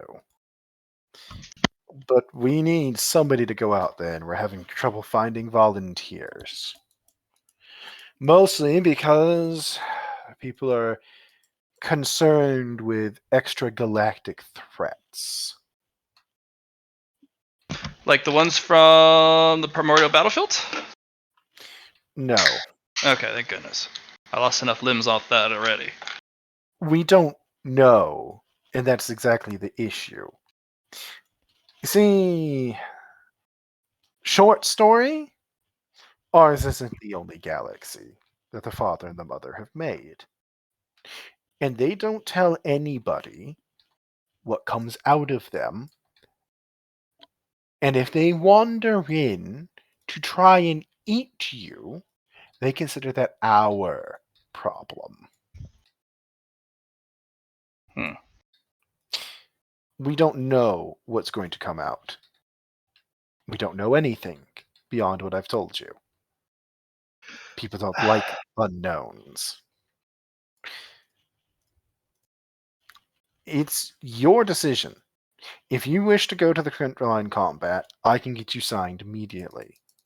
You will be given some ammunition, gear, a basic reinforcement, and then we deploy you. You'll deal with our mission, and then you'll go on to the next, and the next, and the next. And of course, that line of missions is much more. You get a lot more recognition. You're a lot more observable. This back of the world, rim of the universe. That's covert stuff. And we have to, if anyone's looking for fame and fortune and recognition for their name, deeds, and victories, this is not the job for that. Mm-hmm. And a great many priests of the Father are concerned with their names being out there. I understand the impulse. Just wanted to point that out. I'm not so concerned about that. Sometimes I don't like my name out there. But that's our offers for you. And there is the only two, because if we didn't need the volunteers for the other job, we wouldn't even be offering it. No, it's orders. Well, Exactly. I can give you time to discuss. how much? You can have the day. Well, no, it's important. Like, I need to know how long we have to discuss before it, You have timetables. the day. No, that was OOC. I'm just saying. You snort, but Oh. OOC? Basically, like I said, he's giving you the day because he can't give you longer to discuss whether or not you want to take the job, because that's how much time that he has before he has to assign the first job. That's the actual time limit. The other one is a standing request. from who? Victor himself? It is not. It is actually from Victoria, who is in charge of fleet operations and is the High Priestess of the Mother. And Victor's counterpart. I mean, Can we talk with her? No. This is, you guys, unfortunately, are not that high up in the organization of this operation. You cannot just freely meet with the bigwigs. This is an operation that is on offer from the upper offices, but this isn't a go talk to the bosses. What if I ask the Life Titan to kind of be like, hey, poke? The Life Titan's not going to get involved in this. Sorry. I was just kind of pondering that. I'm like, man, I hate it. Sucks being small. Hey, man, you guys are starting to do the things necessary to get your name out there. You really are. Right this second, you don't have the weight to go see a high priest freely. right? Oh, not in person, like a communique, like literally No, just. that's like I said. This is just it came from the office of, and you just dealing with it from there. I mean, considering what I've got written down on my notes, Blast would be willing to go on the second one because of this operation, because what I've got written in my notes is the Forgotten warned us not to stick our noses in it unless we were going to get stuck in. Yes. I did not correct you on your thing because I was going to let you decide as to what you want to do. But that was his full warning, was if you walk into that mess, you're staying in it until it's done. That's what he warned you. And that mining operation could be very, very important because you wouldn't risk a mining operation like that unless there's something very valuable there. So, the big thing about the Rim World planet... The Rim job? The Rim planets are important for one very, very simple reason. Core They're fracking? completely untouched by anybody prior to this. So I guess 2 reasons. And the second one, and this is one that you guys have sufficient context to find out. For a very long time, the father and the mother were sending new planets out that way. This is where the father and the mother seeded a bunch of resources for everybody to use when they start running out of resources in the center. So the planets can just literally pop up for no reason, and no one would notice. So everyone would think it's always there. Yep. Once a system is discovered, like and all the star lanes have been discovered for it, then no new planets show up. But until then, there are a lot of new planets along the rim that have been seeded with the understanding that they need to fuel a hyper advanced spacefaring you know, No, they need to feed communities. their baby. Yeah, they understand that they need to feed the hunger of a spacefaring, galaxy, and this is where they set it. This is what they set for that specifically. This is also where they tend to put weird things. Hey, honey, check this out. Oh, that's actually pretty cool. I got one for you too. Check this out. That's really neat. Where are we gonna put it? Shit. I don't know. Wild space or the rim? Wild space or the rim? Throws a dart. I can literally see them like they have a bunch of like dartboards, spin the wheel, crapshoot, dice rolling, and they like just run through multiple of them, and then they get a whole bunch of stuff, and it's just like this is what the solar system is.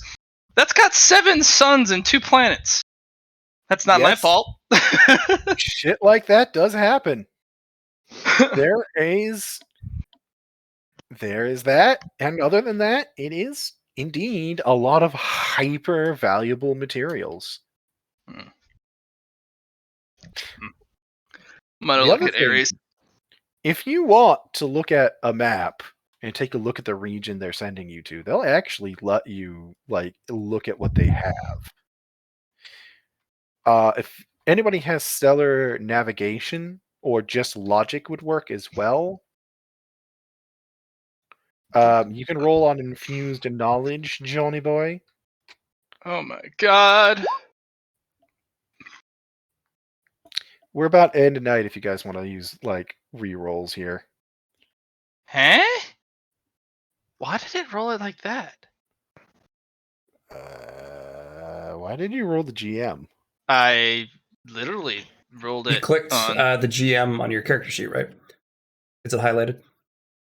Oh, it is. How did that happen? Yeah. You just probably were clicking around on your character sheet. Nice. 69. Oh my Again. gosh! It's the third one. That is the third time we have seen that tonight. Yeah. Yeah. Not on luck, though. No. Okay, so Matt, Ares is a handsome man. You weren't really thinking about it before, but now you're looking at him and you're like, very he's nice. chiseled. Mm-hmm. He is just so chiseled. I'm gonna be like, you're well built. He's like, thank you. Mm-hmm. Could you like turn Not away? panic, You're David. distracting me from reading this map. No, Blast is just going to pull out a foam wrapped cane that has it written on the side of it is horny jail, and he's just gonna bop you with it. Yep. I'll take that as the horny jail. Don't worry. I'm just gonna look at him. Do you want me to repair your stuff? Upgrade, not repair. I do my own repairs. You know this. Yeah, until your ship gets so rented and broken because something happens to it that you can't do it yourself. Right. Johnny, Yes. For your roll, Thanks. which Blast needs to roll as well while I'm giving Johnny some info. Johnny, for your roll, for Mhm. your infused knowledge. Oh yeah. The region you're going into is, yes, of course, a major mining operation with some high value materials in it. There's something that you notice on the list of the planets. There's two very important things. One is actually knowledge only you would have. Interesting. There is a cloning facility out there. Oh yeah. It's one that you only know about because they were talking about transferring you that way. Dicks. Yeah. Out in the middle of fucking nowhere. But you know that there's a cloning facility out that way, and it's an experimental one.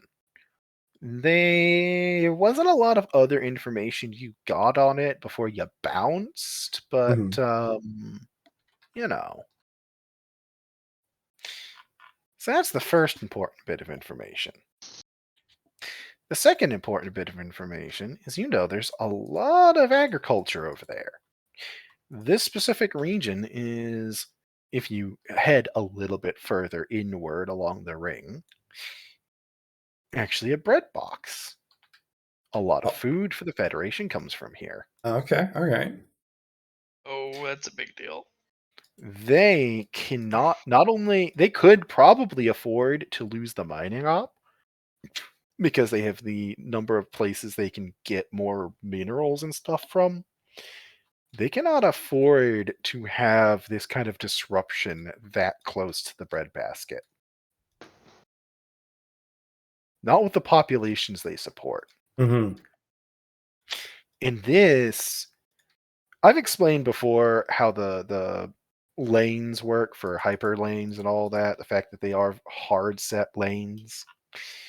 That's a major part of it because a lot of the lanes that this connects to head straight into that territory. They have almost like the mother and the father went, take a look over here. There is what is referred to as a hyperlane highway there. Well, And it's not a long one. It's one that just sits for that region specifically. So it doesn't connect to any of the other major pathways. So this is a nasty place for a rebellion to start up. Because it's going to take forever for reinforcements to get there Right. if they need them. And everything there is extremely valuable in one way or another. So that's what you got. That's what you got from that roll. You can share what information you wish. And I Mhm. forgot to do my reroll because why not? Go for it.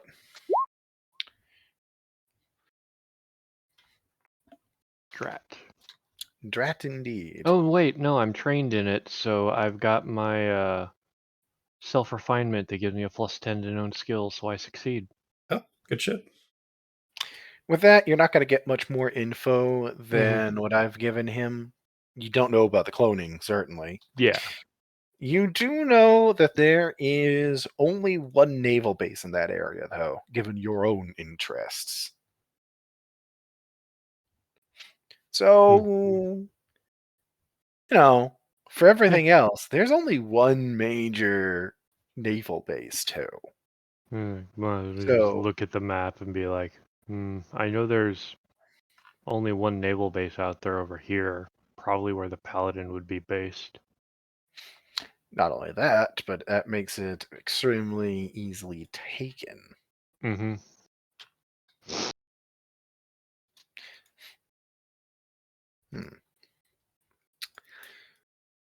So yeah, your offers are either join into the normal frontline operations, run around in that, have that fun in games, or you can help run a rebellion. I mean, Aren't our I- passengers paladin killers?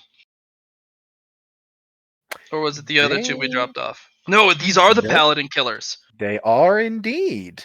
You do right now in your hold have two bloodbaths who are very proud of the fact that they have killed knights and paladins.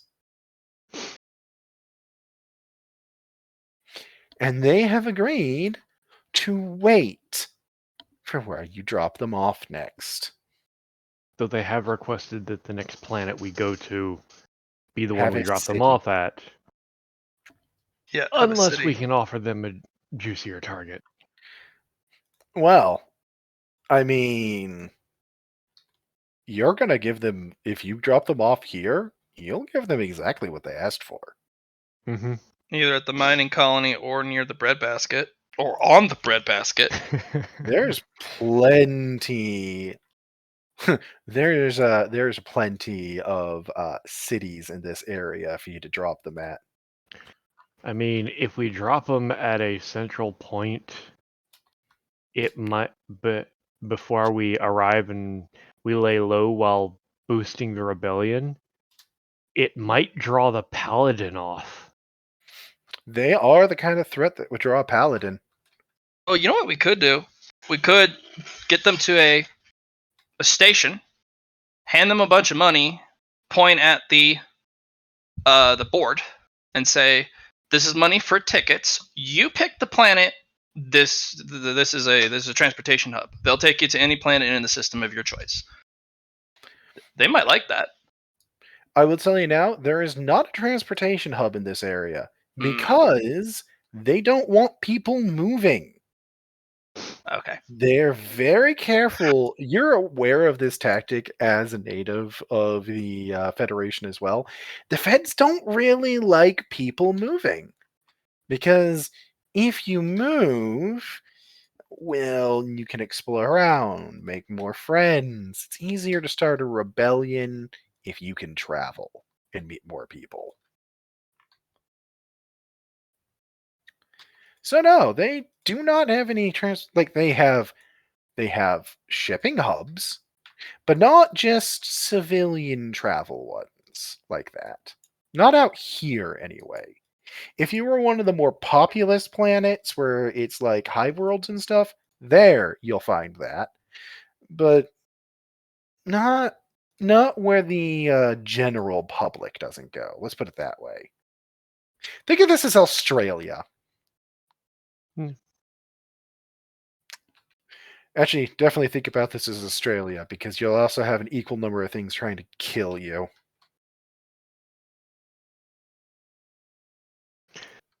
So, what's the opinions, guys? I'm kind of... I am leaning towards the Outer Rim. I will be doing that rim job. I knew I'd regret saying that as soon as I said it.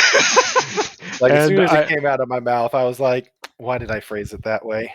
And I'm assuming our little Miss Ember is all for it as well. I'm gonna bother Ember. Hey, What's up? I want to go do this rim job. I mean, if you want to toss salads, go for it. Why are you asking me permission? If What you you wanted... do in bed's your problem. No, I'm talking about the sabotage mission. Oh, go for it. I was wondering if you had somebody I should bring along. Somebody who wanted somebody who needs a transport out there.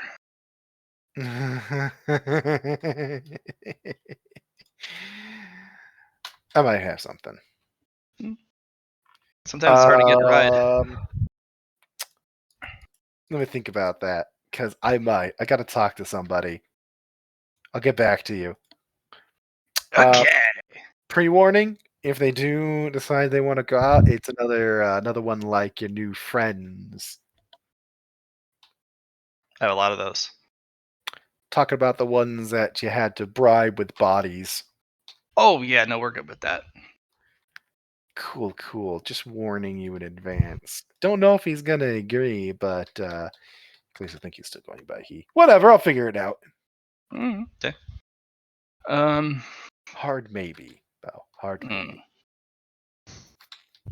I'll build you a shrine out there.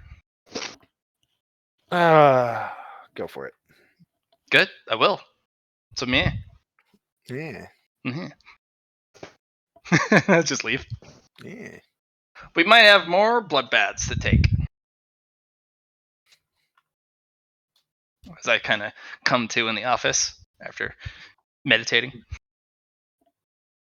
So Yeah. Sounds like the vote is going out in the rim worlds then, yeah? Murder, death, kill. unless the lieutenant has an argument. We're all gonna look over the lieutenant. And She's put it to the team. Like, basically, I have her be the NPC opinion, air quotes. She'll Yeah. consider things as she's just, if we go out there, we're going to be dealing with a lot of the disenfranchised. We're going to be dealing with a lot of people that are desperate, alone, and have been staring out into the void of nothing for perhaps generations. This place is going to be so thick with the forgotten that we won't be able to go 5 feet without stepping on them.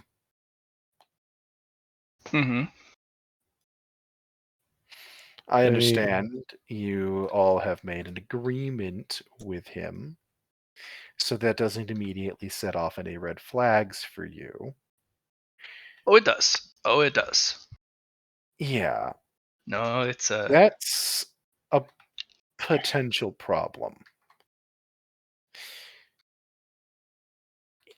He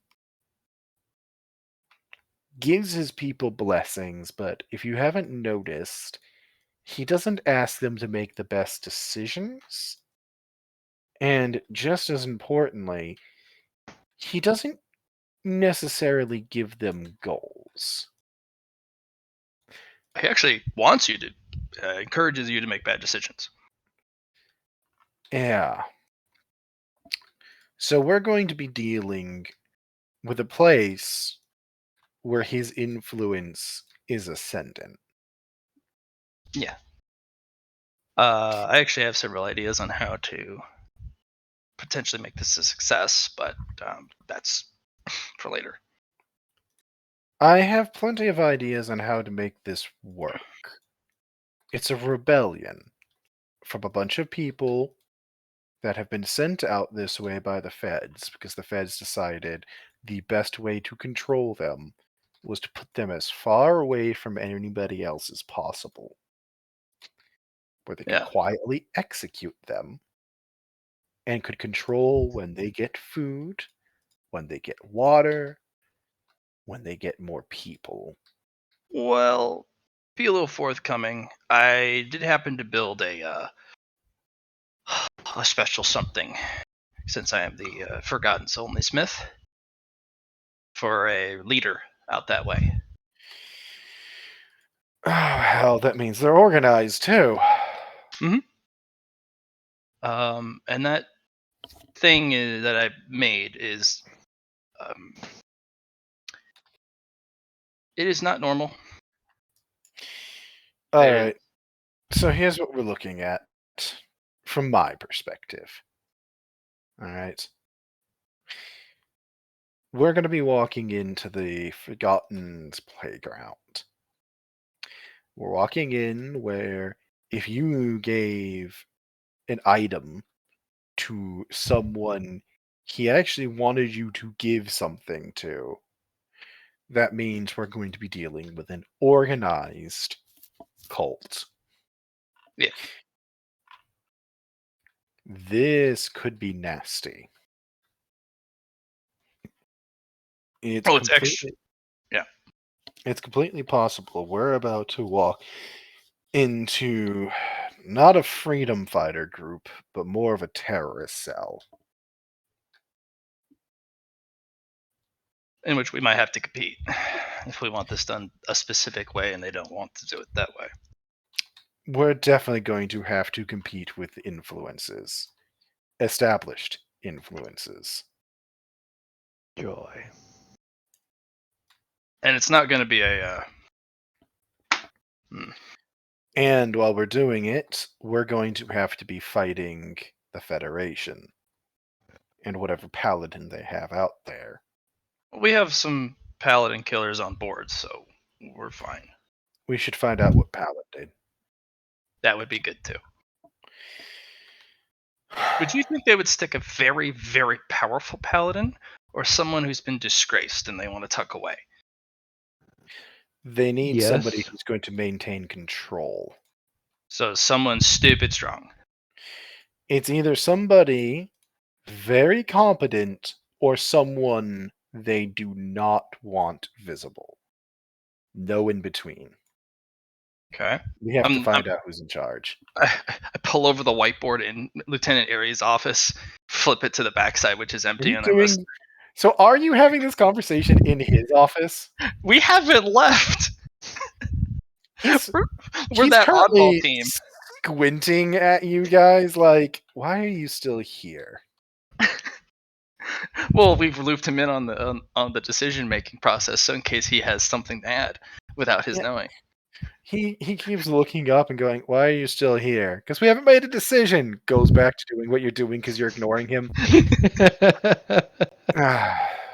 You gave us 24 hours. Damn it. He's just going to go back to his paperwork grumpily at this point. Okay, so I will give you each, mostly for time reasons, I will give each of you your choice of role or person to contact to try and find out who's in charge of this place. I know who I'm going to talk to. Who would you like to talk to? The Harpy. Oh, you're going to give the Harpy a call. Actually, I'm going to show up at the bar. All right, all right. I'm like, I'm going to go talk to the Harpy. Be right back. Okay, we'll start with that then, since we have an immediate idea. You'll get there, and as is fairly typical, the Harpy is indeed at the bar. She doesn't really leave until she's doing something. I'm going to slide in and buy myself and her a drink. Oh, you're back. What you want, cutie pie?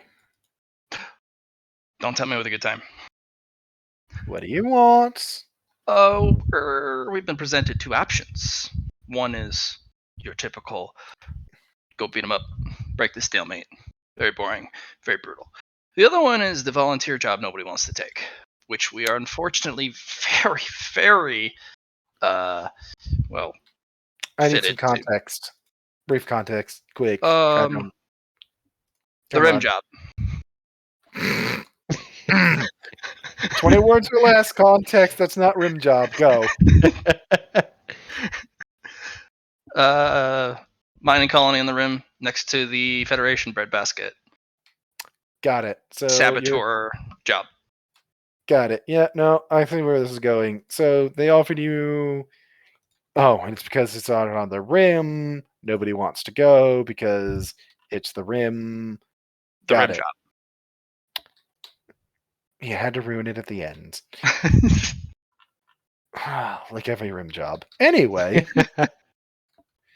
So, you're coming to me why exactly, first and foremost? I would like to ask you if you had any information about potentially who's the paladin who's running that thing, because we kind of have the profile of who they would assign.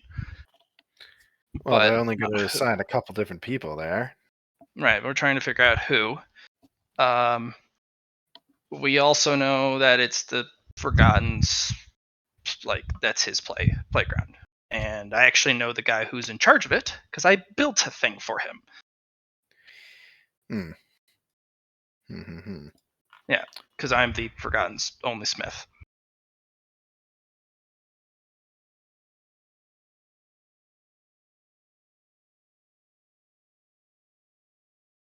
surprised. Yeah. The material that it's a scrap, of course, nothing to really build much out of, but this is what I built it out of, along with some of the other Nasty, stuff. nasty. So, you're trying to find out who's in charge over there. Who's in charge? As much of like And you a think big. I would know? Yeah, you're the gal. I'm the gal. Mhm. Well, I don't know. But you do know who does. Maybe. Uh, I know who you might be able to ask. okay.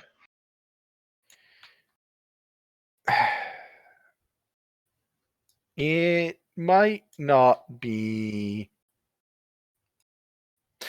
Fuck it, whatever. What do I care? So, there's this person, this woman.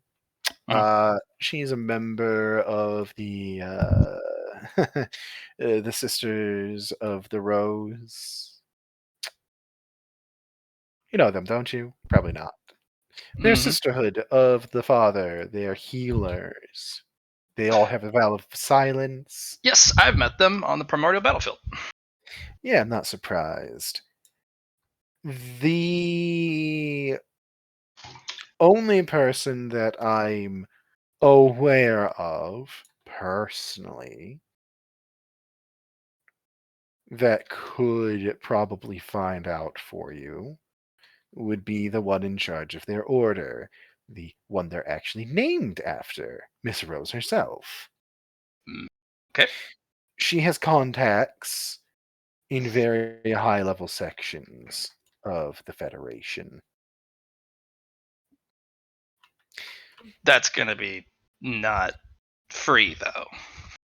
No idea. She's good at two shoes. Who knows what she'll ask? Well, okay. Yeah. Other than that, you could try an information broker. I don't know if you can get a hold of one quickly, but you can always try that. They We might got be able 24 hours to decide. I don't know if you can get a hold of one quickly enough, but yeah, information broker is really who you should be looking for. I don't. I'm a pirate, sweetie. I don't really bother with the rim shit. It's. I True. prefer to grab it on its way back into the center. Well, Going to the rim itself isn't worth my effort. any pilot worth their salt and scurvy Salting. is well to go yeah um is an information broker. One of the best, actually. Hardy har, matey. No, I don't really have much on the staff of the rim. I made a roll for her, GM wise. Yeah. Well, if it wouldn't be too much of a trouble, I'll head Yes. out. If I could talk to Miss Rose or their assistant or whoever. Miss Rose doesn't do assistance, and last I heard, she was on the front line. Oh. Uh, hmm. She'll heal anybody, apparently. Yeah. Federation, one of ours. We have a Hmm. day to decide, and there's no way I can contact them. You could try getting hold of her. I don't know if you'll be able to, but she kind of shrugs. Like I said, information broker probably be a safer bet.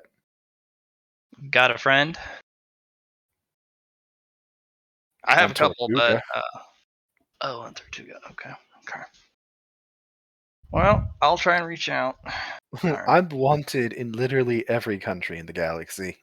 I'll spin my seat and look out over the bar. How crowded is it?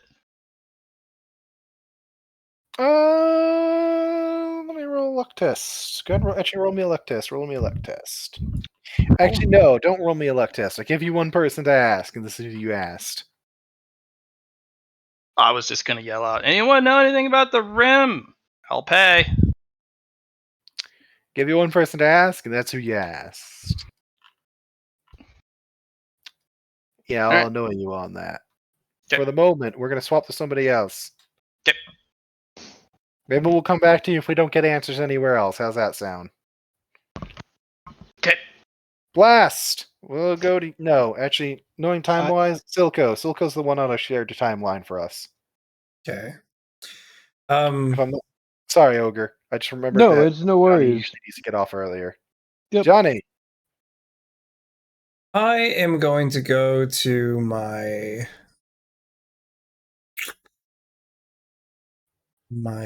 lab partner. She is with your lab ship. Yeah, let's I'm just gonna see how she's doing. If and get everything ready to go, tell her about the mission, ask about any supplies we need beforehand.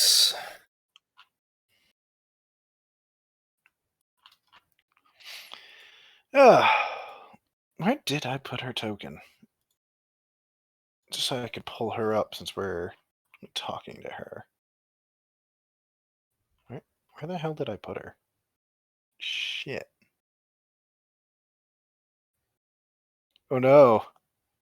My token map, it's too full of tokens at the moment. Shit.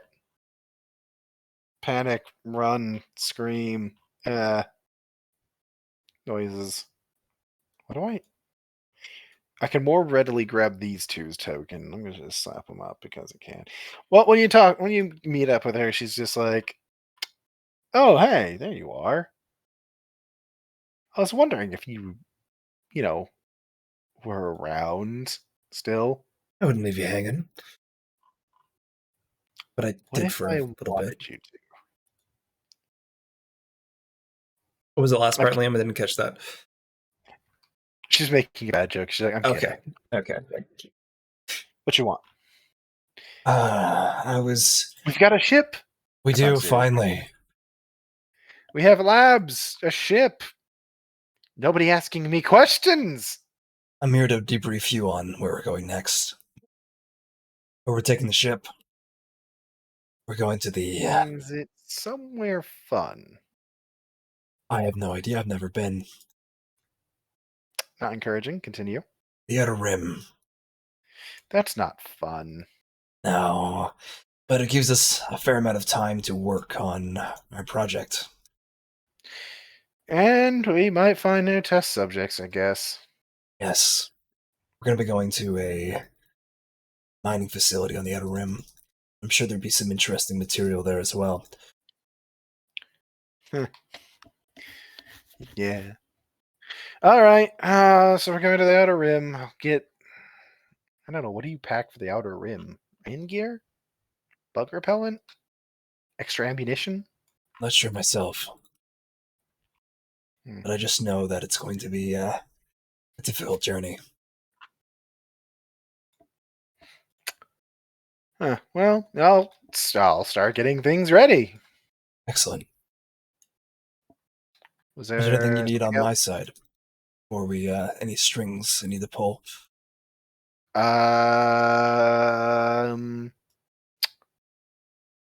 Can you get us a dedicated escort ship? We have Blast ship, but I don't think that's your dedication you're looking for, is it? I mean, maybe. Kind of depends. You think he's gonna get pulled away for doing other things? He's going with us on this trip, so I don't think so. Yeah, but do you think while we're on this trip, he won't have other things he gets pulled I into? see what you're saying. I see what you're saying. It's not really dedicated if we have to share. Let's see. Whatever, that's more of a wish list than a requirement.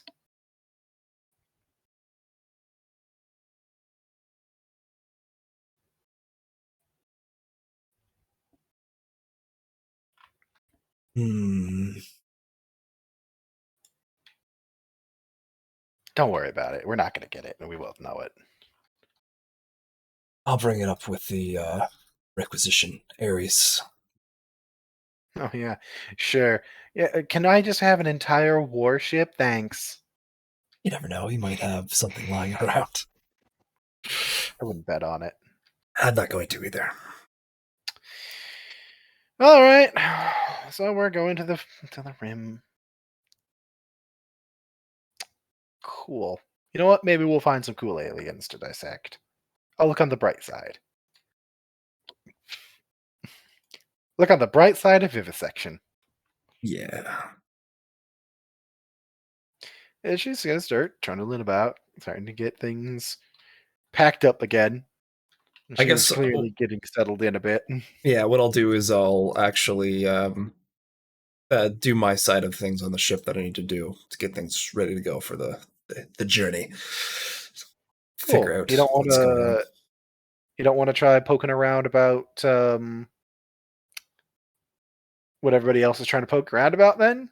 I could go to the my dark seed and go to the observer status and look. I suppose I could do that.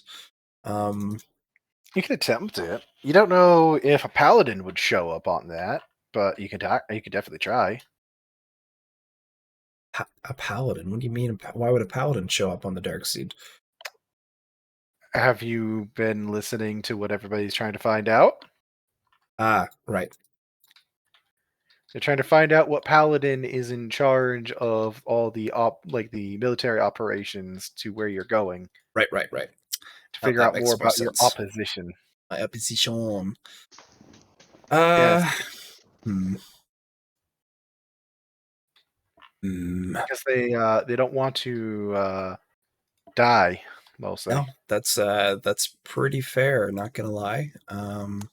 Living is nice, you see.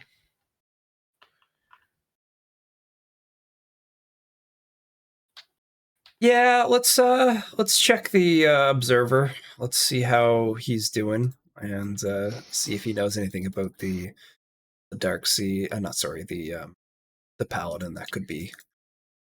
Yeah, I know So he's when working on things out there, at least in the Federation. For his so you're gonna get in contact with him. yes, I will. Okay. And he's just like when you get a hold of him, you see him. He's kind of musing over something, and when you get in contact with him, he turns his attention your way. He's like, "Ah, Silco. It's been a little while since you were in here. Yes, it has. What We've been busy. what can I do for you today?" I was hoping. Well, we're going on a mission to the Outer Rim. Maybe straight with you. Oh, that's a first for you, being straight. um, do you know anything about paladins on the Outer Rim? I know quite a bit. What is it that you're asking about?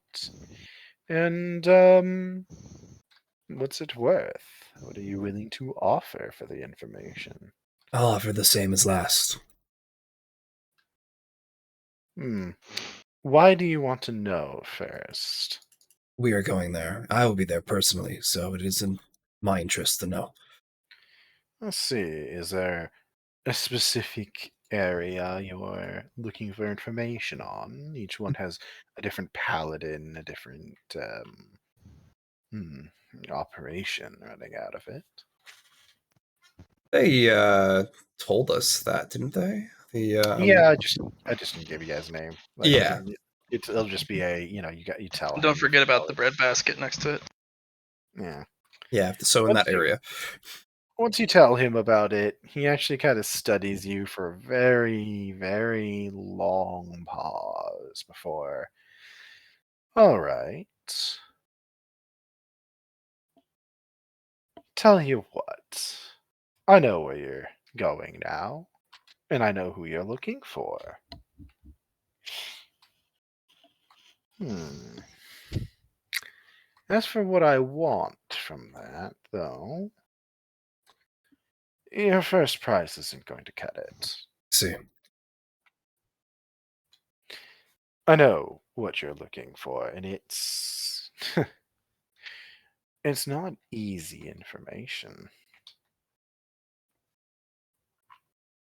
And the paladin is, of course, powerful. Well, all paladins are. But I know them. In fact, I have all the information you'd want here. But what are you willing to offer for it? That is my only question. I could suggest prices, but I'm honestly curious as to what you think it's worth. Hmm. You can tell a lot about a person based off of what they think something's worth, especially in comparison to what it's actually worth.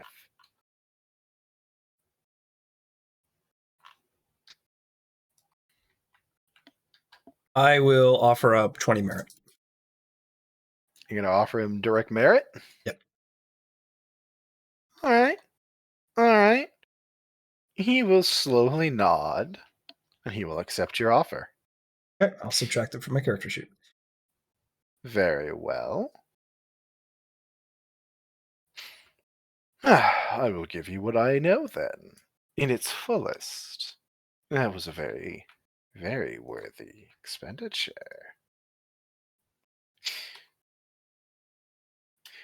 She's known as the Undefeated. She was assigned to that location because it's where they've been sending their political dissidents and rogue military officers that they didn't want to simply kill, ones who they still viewed some value off of. They assigned her, for the time being, to ensure that none of them could actually make progress. She's actually quite the challenge and has been a major part of my own focus for things going on out here. We've been trying to figure out how to deal with her. Regalia is her name, by the by. Okay. As for powers, she's one of the most powerful paladins we've had to deal with thus far. She's not political, though. She is a simple being.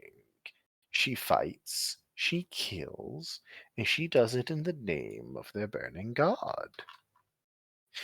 She's never going to make progress in the central planets where politics rule the day. But as a provincial governor acting as the warden, she does fantastically. Thus far, I have seen most of her powers be primarily offensive in nature. She prefers to kill her opponents before they have the opportunity to do anything offensive themselves. I've never seen anybody faster than her thus far. Ranged attacks, of course.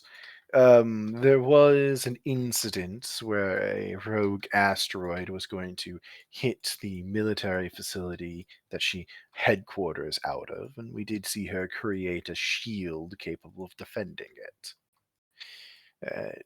Near as we could tell, it didn't even make her sweat. We've been watching her for quite some time.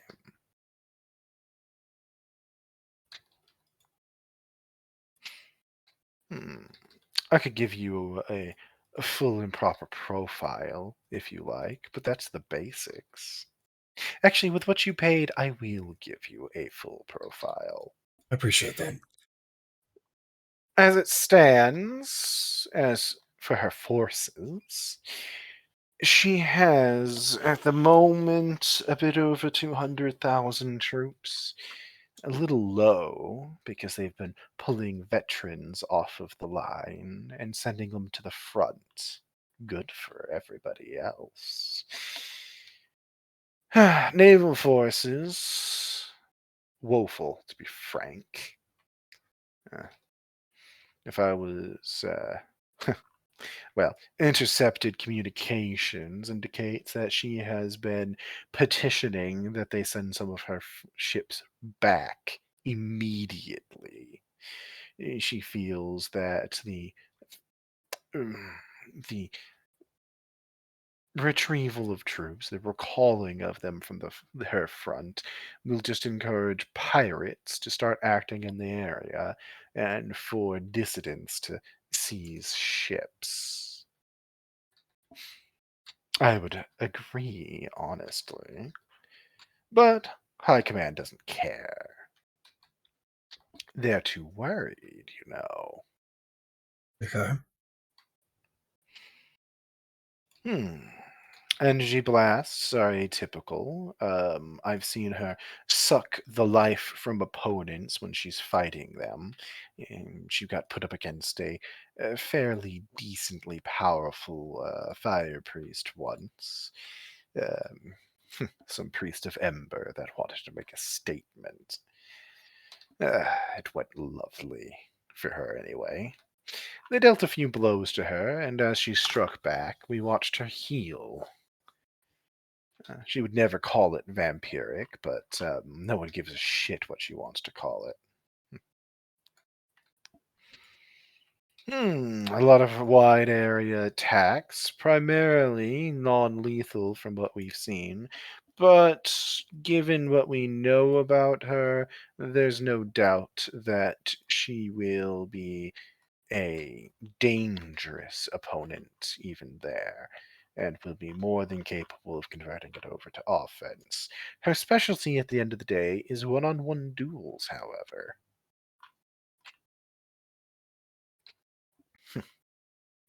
In short, she is going to be our greatest challenge. To take her is going to require a lot of careful planning. Because direct confrontation is going to be non viable with any of the assets we can gain access to. Maybe if we could get Victor out here, we would be able to handle the problem. But no, we can't do that, can we? All right. We need to solve this ourselves, you know. Other than that, well, I'll send you over the full profile of what we have. That's the overview, though. It's not encouraging.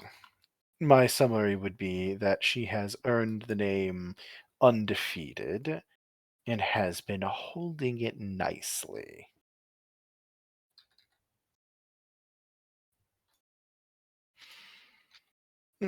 Oh, I do know she was, for a time, in competition for the title of Head Paladin. The one who won it was more political, but the fight was a draw.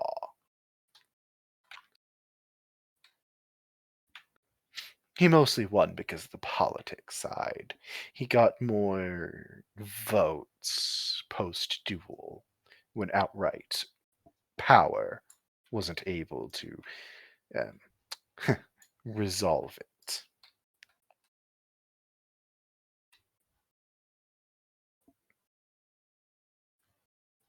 Okay, I can work from this. Yes.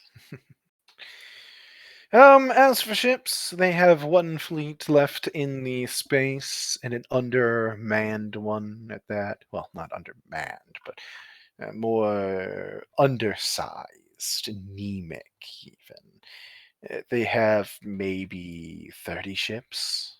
It's not much. She managed to hold on to her capital ship, however. Battleship. Hmm. What was its name again? You can actually visibly see him checking his files. He's just, yes.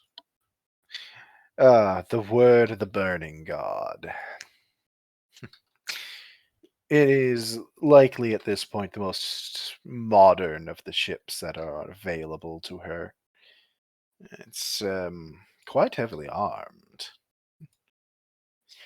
It even has shielding technology installed on it. Many might have questioned why she was given this particular gift, but the word is that that duel earned her the respect of the High paladin himself when he claimed his post. And he's been supporting her in appropriate role.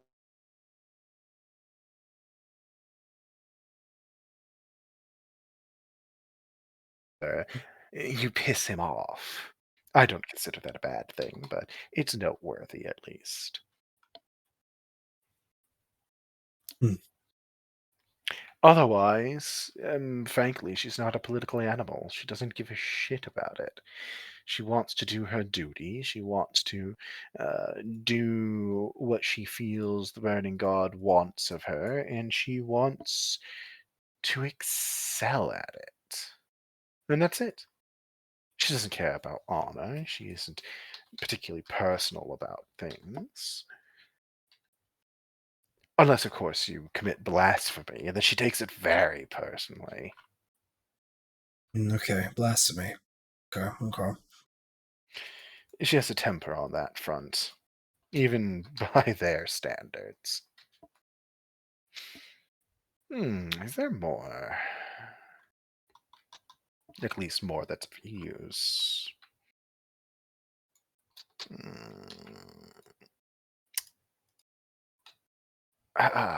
Yes. There's one other thing. It's not quite what I would call info about her, but more info related to her. She's been sponsoring the excavation of a shrine of some sort. Something about trying to purge pagan influences. I don't have the details. The groups she's been having handle it have been very specific. Apparently, a mining team found it, and then the mining team disappeared. Apparently, she has some interest in seeing it, gone. She considers it a blight. And is that going to be on the mining? Is that going to be on location? It's an adjacent planet, an uninhabited one. Interesting. Completely uninhabited. Notably uninhabited. Apparently, it's stripped right down to the microbes. I could make a guess as to what sort of shrine she unleashed. But either way, there's an exploratory mining group that found it originally, and now they're all dead. Most interestingly, their records are gone, and that's what sent up the most red flags for her. She didn't like that. I'm sure you can guess as to who that might be a shrine to. Yes, I can. Yeah, beyond that, anything else? Nothing pressing. Nothing that's going to be of immediate use anyway. I can send you some info on what powers she has, but to be frank, we don't have a full catalog. Much as I would love to have one. Well, if I get any more information, I will send it your way. I would appreciate it, because it sounds like we're all about to be in the same boat. Yes. Let's try not to sink it. I appreciate your help on this. Yes, of course. And given the price that you paid, I will pass on any other information I find. And I will endeavor to assist you as much as I can. You are going to the front over there, then. You're going to be joining the rebellion you're brewing, yes? Yes. One little word, then. And he leans in very close. That territory's mine. I figured this was one of the things you were working on. Do not speak until I say so. I will finish what I have to say, and then you may continue conversing. Understood? Silco will nod. Thank you. This territory is mine. This entire area is going to be the Forgotten's.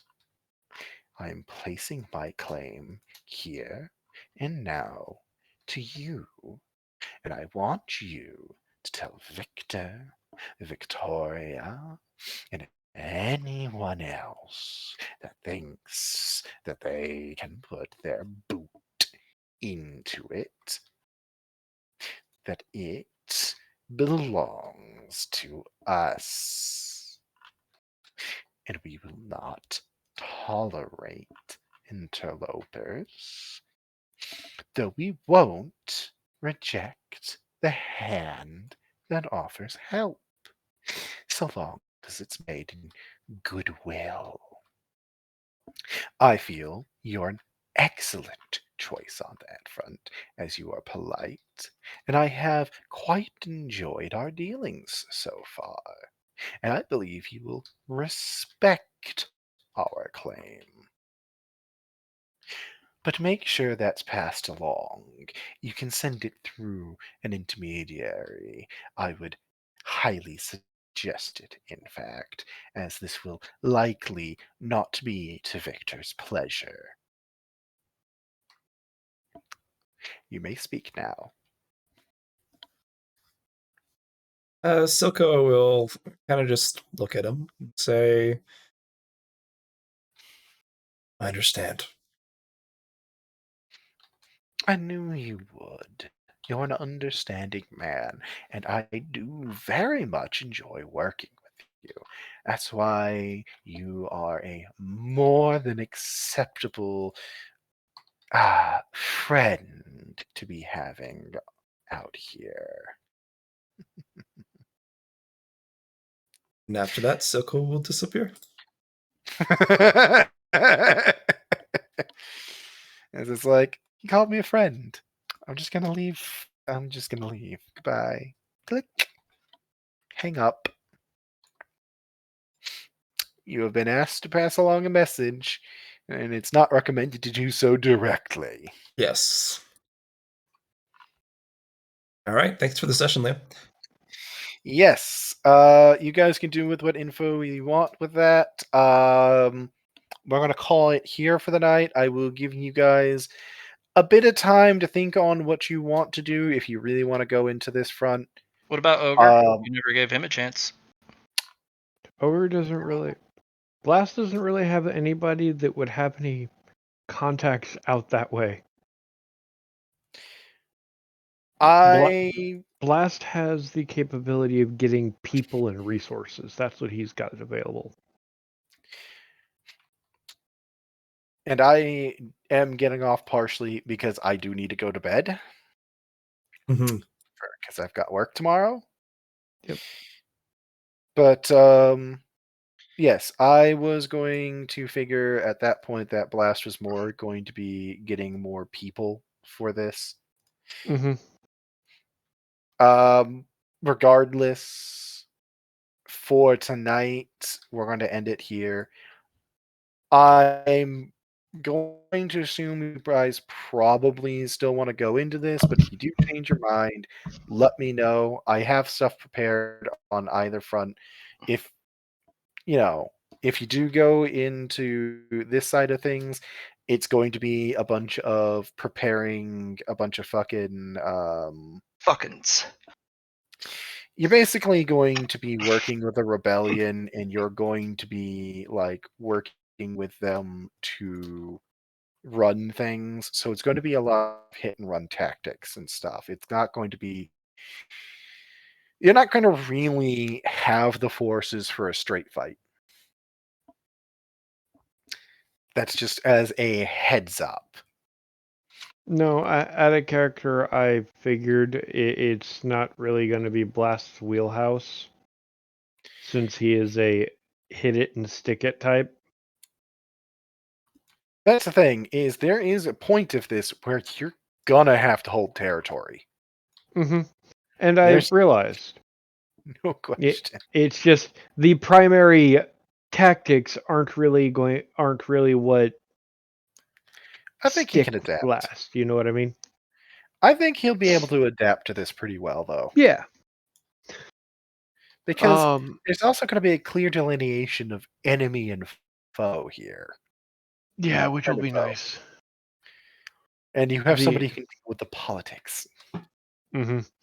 My biggest request for you Yes. is the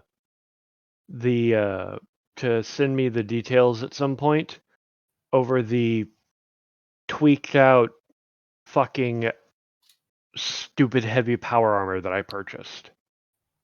Ah, right, the power armor. I forgot about the power armor, I'm not gonna lie.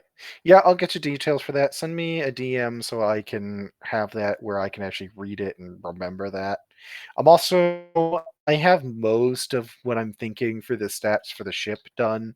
What I'm actually going to do is I'm going to run it through like a test fight on an NPC map to see if the numbers work before I give it to you.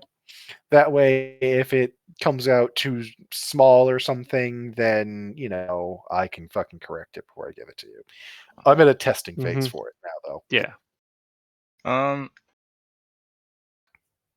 So we got 20 from the last thing we did. We completed our Starstrider mission, escort.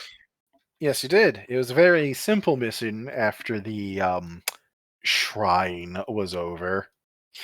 More big thing though, you kind of caused and then promptly resolved an issue with the bloodbaths, which amused the shit out of me.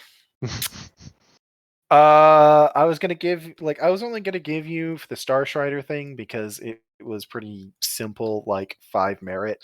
For those fuckers and actually dealing with them and getting a good deal out of them in the end, I'm gonna give you an additional 15, so you got a total of 20. Nice. So you get to replace that merit you just spent. Congratulations. Oh yeah. I don't. Yeah, you're still going out of your debt right now. Yep. Half of it goes away. Yep, usually making decent progress on that. Yeah, no, I've now got 20 merit in my pool, and I've only got 35 merit left to pay off the debt. Yeah, and you can dedicate, you have to dedicate at least half of it, but if you want to dedicate more, you can. I prefer to have a bit of a buffer. You know what I mean? Oh yeah, no, I was just saying. You can. And yeah, no, I will prep stuff assuming for the resistance map, unless you guys tell me otherwise. But you do have till next week to give me a final on that, because it'll be a very interesting fight. That'll be very interesting stuff. And it will be, I'm gonna warn you now, a shit show. Not as bad of a shit show as you might imagine, but it's gonna be a bit of a shit show. Yep. It might get a bit desperate in places. That's where we excel. I am going to be keeping very careful track of ammunition for that too, because that's going to be an important part of the food, ammunition, water, and fuel for your ship. Sorry, ships. I mean, I was surprised that I had to refuel because the initial discussion, the way we did it when I built the ship, is my ship was supposed to be able to go years without needing refuel. I don't recall that because we'll work on it later, because Yeah. if I said that, that means we're doing some adjustments for more asset management stuff. Yeah, it was because I paid out the nose for the customized engine because I expected to be using this on long Warfront fights, and I didn't want to pay out the nose for constant restocks. Oh, okay. For if it's civilian use, you could have it for years. For combat operations, you're going to have a longer combat operation time, but combat operations take a lot more fuel and resources than a standard one does. Fair enough. But we will work out proper numbers on that Yep. later. I'm free pretty much whenever, considering I'm job hunting. So Like I said, at this point, the big thing I'm looking at for the ship is I'm doing math to make sure that, shit's not going to be fucking terrible with the ship for when I inevitably throw you ship to ship combat. Yep. But for now, boys, I am going to take off. All right, later, man. Hey, Matt, one Mhm. question for you before I get off. Did you decide on my question about the mech for the weight class thing? Due to the adaptability, they need to be grown at a specific size. So their template design is 130 tons. Does not mean they grow to it. If you use a completely different process, you need to specifically grow them to 130 tons for them to be grown that way. Okay. Then it's only because I left the nanite systems to figure all the shit out on that. So the only question is what the nanites decided on with it then, because I Well, left you the gave them a size you wanted them to build it at, right? Or did you just say go? I gave them the schematics, and it never occurred to me that I should specify the size outside of the schematics. Well, Because so you sent them the schematics for a very specific tonnage and a very specific weight class or a very specific size. yes, Then I that's the sent way it's them going to be built. I sent them the IGA 3, and you said that was a 50-ton Mhm. frame. So they're going to build it at 50 Or tons. IGA 2. Yeah. Okay, so it does come out If as you a 50 do not specify, it reverts to the genetic default, which is 130 tons. Okay. I was only asking because I didn't know if it would do anything weird or not, because I did just leave it in the hands of the nanites to I basically gave it to them and went figure it out. We'll figure it out. Once you give them very specific design, they'll build it to that design if they can.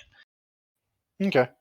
And because of the genetics are very malleable, as you well have seen,